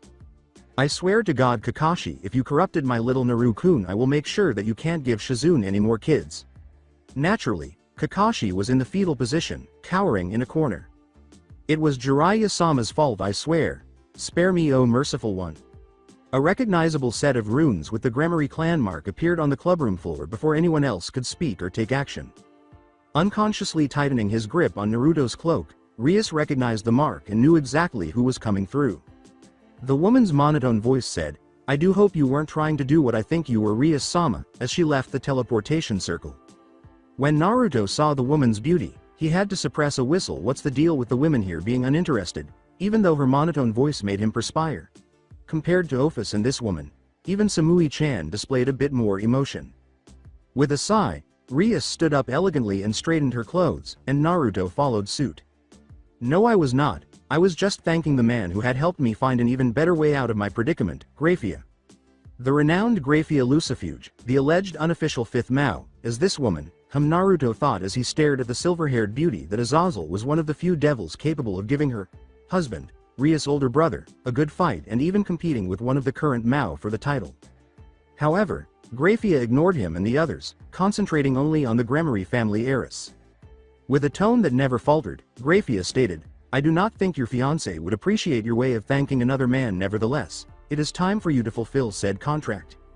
Naruto smoothly moved in front of Rias after deciding that this was the best opportunity for him to step in. When he bowed to Graphia, one of her eyebrows raised slightly in response. Unfortunately, I must disagree with you, Lucifuge-san. You see, I wish to challenge the current marriage contract between the Gremory and Phoenix clans. With a note of skepticism in her voice, Graphia questioned, and who would you be to declare such a thing? Naruto widened his grin and replied, no one but a wandering sage. However, I detest when people force others into doing something they would rather not, and Rias is my friend, so I will not just stand aside as she is forcibly wed to a man that she, in every sense of the word, loathes. Knowing that people like Graphia would initially not respect him because they only valued power, Naruto would demonstrate to her why it had taken the combined strength of Iwa, Kumo, and Kiri to destroy Uzushio, and even then they had failed, with the Uzumaki clan simply dispersing. The next time Naruto opened his eyes, he focused on Graphia's own silver eyes and started directing his chakra around him. It was immediately felt by everyone in the room, like an unseen burden that grew heavier by the second. Before long, the weight became too much, causing Issei to start panting and perspiring. Graphia squinted as she started to summon her own strength, fighting against the powerful aura this itinerant sage was emitting. Only Akemi and Rias were aware of what was going on. Naruto was challenging Graphia to a battle of pure power as well as wills, and both of them were fully aware of what he was doing. Their more animalistic tendencies were the source of the act, while all devils were proficient in this art and far more in tune with their baser instincts than their human or angel counterparts. Naruto learned this from Akemi. Rias was also aware that politics among high-ranking devils were frequently handled in this way because she was an heiress to a powerful clan. The others quickly started to sense it as well when Graphia's own enormous reserves appeared in the room. Makino's constant smile was strained and beads of sweat were visible on her forehead. Kiba was clearly struggling to stay upright, Kaneko was breathing heavily, and Issei had nearly fallen to the ground due to the combined weight of such powerful beings colliding. Naruto simply smiled more broadly, letting more of the chakra that he had been suppressing come to the surface at the same moment. He sent an invisible signal to Akemi, who nodded almost imperceptibly before following Naruto's instructions and using her own chakra to cover the members of Ria's peerage. They all turned to look gratefully at Akemi, who was effectively shielding them with her own enormous reserves. With Rias at his back, Naruto didn't have to worry about holding back enough to prevent harm to others, and he could see that the others were safe. The Uzumaki's blood coursing through his veins made his chakra naturally many times more dense and powerful than a normal shinobi's could ever be. But normal shinobi, even those of the Sandaime Hokage and Ace caliber, didn't have to worry about such things. His chakra became far more powerful than even that of the most powerful Uzumaki clan members as a result of this. The fact that Biju chakra has been continuously filtered through his body since his conception, and the subsequent introduction of nature chakra. Nobody else was aware of this, so they were taken aback when they heard the floors and furniture start to groan and creak under the pressure that Naruto was applying as he continued to deplete his chakra. When Graphia saw that the purported sage was now exuding enough energy to rival that of a high-class, pure blood devil, her eyes narrowed even more. She could still easily match it with her own power, of course. There was a reason she was a feared fighter in the underworld. Naruto simply smiled more broadly as his chakra became apparent, a translucent blue shroud enveloping him. The Gramarye clan maid was taken aback when the redhead's power output soon approached Mao level, which only 5 devils, she being one of them, could achieve. The fact that Akemi was absorbed in the aura of her former vessel, biting her lip and grinding her thighs together, went unnoticed naturally. She had protected the others, but she had not protected herself because she knew that, barring Naruto's full sage mode, her body could withstand his oppressive aura. Why was she acting in this way? Easy. The power and warmth of Naruto's aura, which easily matched the heat of any Kaiden jutsu, thrilled her to no end. Few, if any, beings could match her in terms of raw power because she was the strongest of the split Biju. She was definitely under the control of Senju and Uchiha. But that was because of their individual Kekkei Genkai. They would have fallen easily if they had attempted to go toe-to-toe with her instead of using their powers to control her. However, Naruto was incredibly powerful and could defeat her in a single battle even by human standards. He was quite young. It was incredible that, at the age of 17, he had outperformed legendary figures like Hashirama Senju, Uchiha Madara, and even his own parents. He was definitely getting close to her father, the renowned ninjutsu creator, it was safe to say. And he continued to get stronger every day. While many would have been satisfied with such a high level of power, Naruto was driven to learn more, grow stronger, and pursue goals that many would have thought were impossible. Akemi was certain that he would be able to battle the Jubi, the Shinju incarnate, on an even playing field by the time he was as old as his forebears, who were in their mid-30s. That didn't even account for the fact that Naruto was incredibly young and nearly immortal as a result of everything that had happened to him. Naruto wouldn't have an equal in a few hundred years. The sage would be too strong for even the gods to overcome. Akemi was eager to witness that, to witness the day when the sky itself bowed to Naruto, to witness Naruto turn the worlds into nothing more than toys, to witness Naruto bend reality itself to his will. Naturally, unless someone extremely foolish did something to hurt one of Naruto's valued people, such a thing would never occur. She had fallen deeply in love with the Uzumaki for another reason. He was just like that. He would never want to sit on a throne in the sky, for example. That didn't even come close to explaining Naruto's desire to become stronger. He would be content as long as he could protect the people who were most important to him. But for the time being, Akemi was happy to watch Naruto demonstrate to this devil why hundreds of people in the elemental nations worshipped his name and why no one dared to even consider scratching one of his priceless people for fear of inciting the current Kami no Shinobi's wrath against them. Indeed, Akemi would have delighted in seeing Naruto humiliate this woman.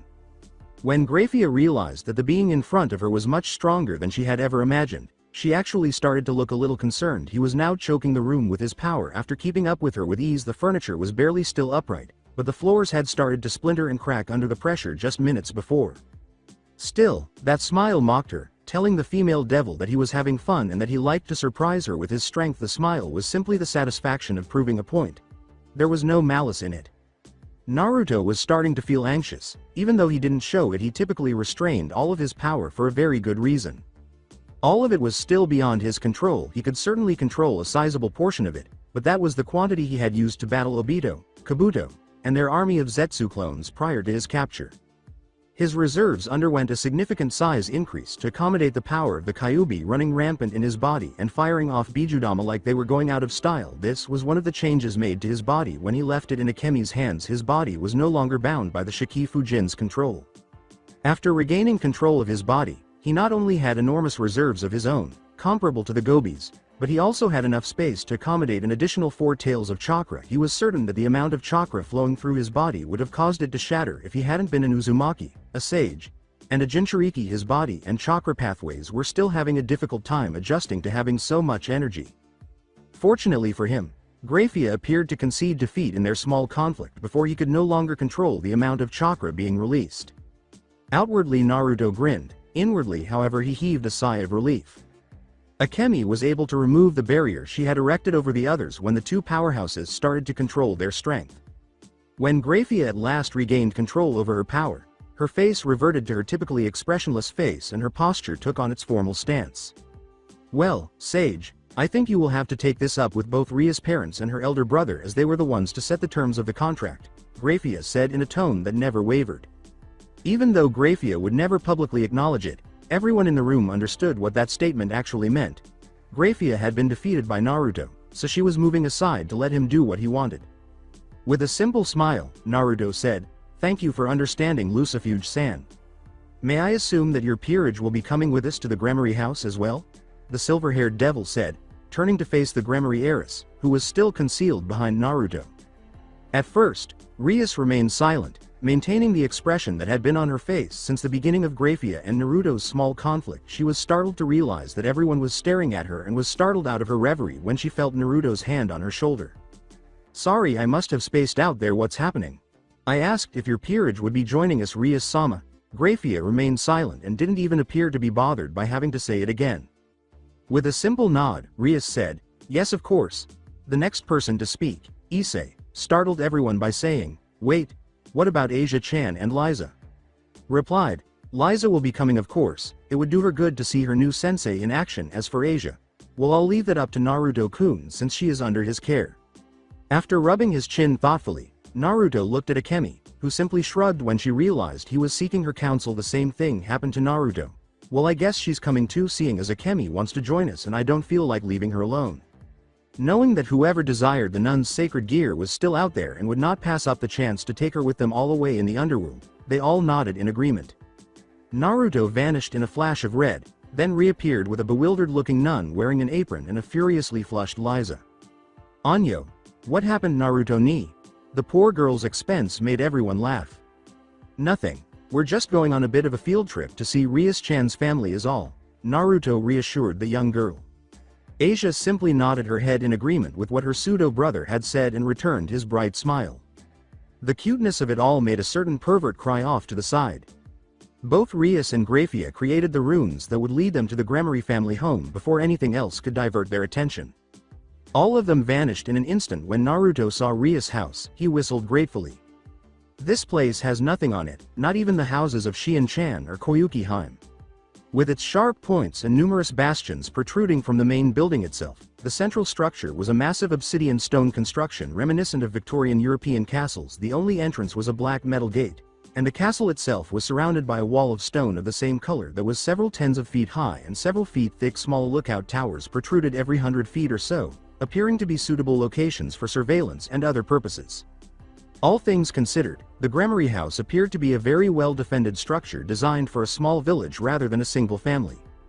Akemi let out a rather contented sigh before anyone could do anything but watch the location. She had loosened her ears and tail so that they were visible, and everyone turned to look at her. Akemi shrugged, observing the curious looks, saying, "What? I figured that since we're here I didn't have to hide. These gets rather irritating to do so." Everyone shrugged, and Kaneko followed suit by extending her own ears and tails. "My cute little student just got even cuter," exclaimed Naruto as he picked up the Nekosho right away and rubbed his cheek against Kaneko's, making her flush. While Akemi complained about not receiving the same attention, everyone could only drool over Naruto's peculiarity. Rias pulled Naruto aside as the group started to advance toward the gates. She only managed to say, "I have to warn you, my brother can be, a little," before everyone heard a shout coming from the front door. "Rias! When someone hurried out of the Gremory residence, Naruto was taken aback. All he saw was a crimson bullet, which was similar to how he used his speed. The bullet halted just feet ahead of Rias and Naruto, revealing Sears X Lucifer, the notorious Mao. Since he was now on his knees and trembling from the sight in front of him, nobody would truly know that this man was the strongest devil in the underworld. With her head practically resting on Naruto's shoulder and his right arm buried in her ample cleavage, Rias was clinging to him tightly. The reason for Sears X's present attitude was that they appeared to be a couple to the majority of those present. The Mao exclaimed, "Oh no, my sweet little Rias has gotten herself a boyfriend, now she won't need me." The devil's antics made everyone in the room drool. Why are people in positions of authority so weird? Even the Biju have their eccentricities. Jiraiya was a self-described super perv. Karabi was a wannabe rapper, and Ka-san had a short fuse, but I suppose I'm also not a talker, hehe. Before more could be said, an agitated Graphia grabbed Sears X's ear and tugged, saying, "This is not how a Satan is supposed to act in front of company master Sears X." Everyone was forced to watch in uncomfortable silence as Graphia continued to chastise the devil. "Were you going to say odd?" Naruto asked Rias, who was still clinging to his arm. The Gremory heiress laughed uneasily and nodded, saying, "Something along those lines, yes." The group then entered the enormous house and were instructed to follow Graphia, who was still holding Sears X by the ear. The interior of the place was so large that it appeared to be fairly easy to get lost in, so Naruto could understand why they had to follow Graphia. Naruto observed the glances that the now walking Mao was giving him. They demonstrated not only his strength but also his intelligence, and they bore no resemblance to the immature manner he once possessed. These were the expressions Naruto had observed on Tsunade and Hiruzen's faces when they were assessing a person, even a possible ally. Any general who had fought in a conflict would have had that look. It was a leader's look. Naruto was also aware that he occasionally resembled him because he had led multiple sizable platoons during the conflict as well as his own unit in Anbu for several months before, during, and after the conflict. When Tsunade first started considering him for Rokudame, she had also trained him as a kage. He needed to be able to lead his army in combat and manage the village efficiently. Naruto didn't take offense because he knew what he had done. He was an unknown and a variable to Sears X, and no seasoned combat veteran liked that variables could result in the loss of a significant battle or the deaths of hundreds of people despite Sears X's strength.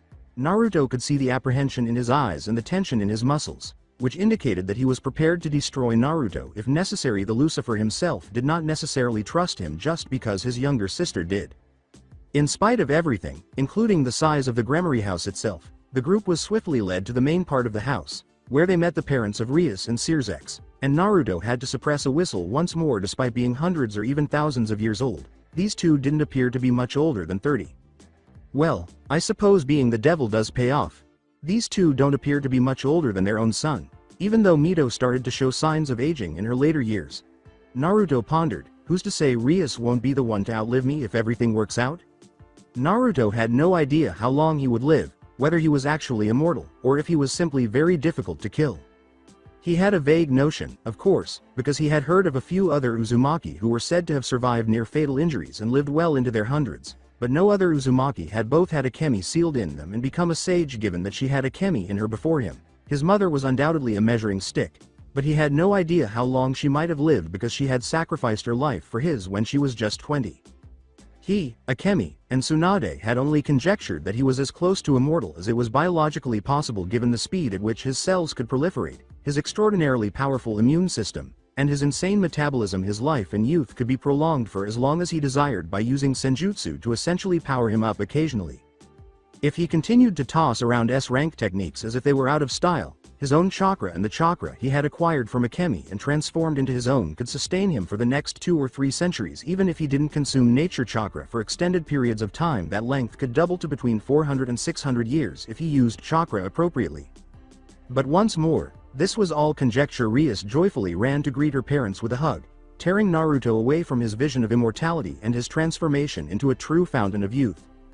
Naruto smiled a little at the sight, remembering how he had first met his own parents. The best part of his life so far was probably meeting his mother, but meeting his father and giving him a gut punch for what he had done to him came in second. Ria's father said, "Well, we've already met most of your peerage, but I didn't know you had gained almost a full set," in a harsh tone. "Oh well, actually they're not all a part of my peerage. The only new member is my pawn, the brown-haired one. His name is Issei Hyodo and he holds the sacred gear, boosted gear," Rias stated to her parents. Her parents were considerably more shocked to learn that their daughter now had one of the Longinus, and one of the strongest of the Longinus at that, in her peerage, in contrast to her rather indifferent attitude toward Issei's sacred gear. Since boosted gear could occasionally double the holder's power, Rias would concede that having Issei was a huge help to her and that his potential was practically endless. That being said, the fact remained that Issei lacked the stamina and motivation to fully utilize said power. What use was a nuclear weapon in a child's hands, after all? Particularly with Naruto on her side. Although she was still unsure of Naruto's full power, based on her observations, he was far more powerful than Issei and would continue to be so for many years to come. Furthermore, Naruto was a wonderful person and knew how to use that power. Yes, Issei couldn't really compare in her mind. Venelana, Rias's mother, inquired, and what of the others? With a bow, Naruto took the lead and said, "My name is Naruto Uzumaki Namikaze. The blonde girl is my little sister Asia, and the vixen is my friend Akemi."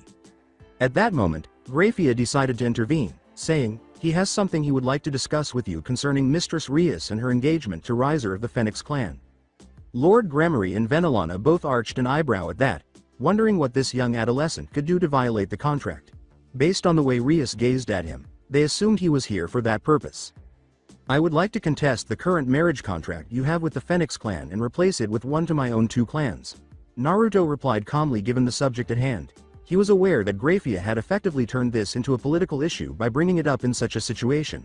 He could not appear weak when speaking to such a prominent family. Lord Gremory stated calmly, "I do not remember ever hearing of an Uzumaki or Namikaze clan or their accomplishments." So that's it for today. I hope you guys enjoyed it. Don't forget to like, share and subscribe to the channel for more awesome stories like this. Thank you. See you all in my next video.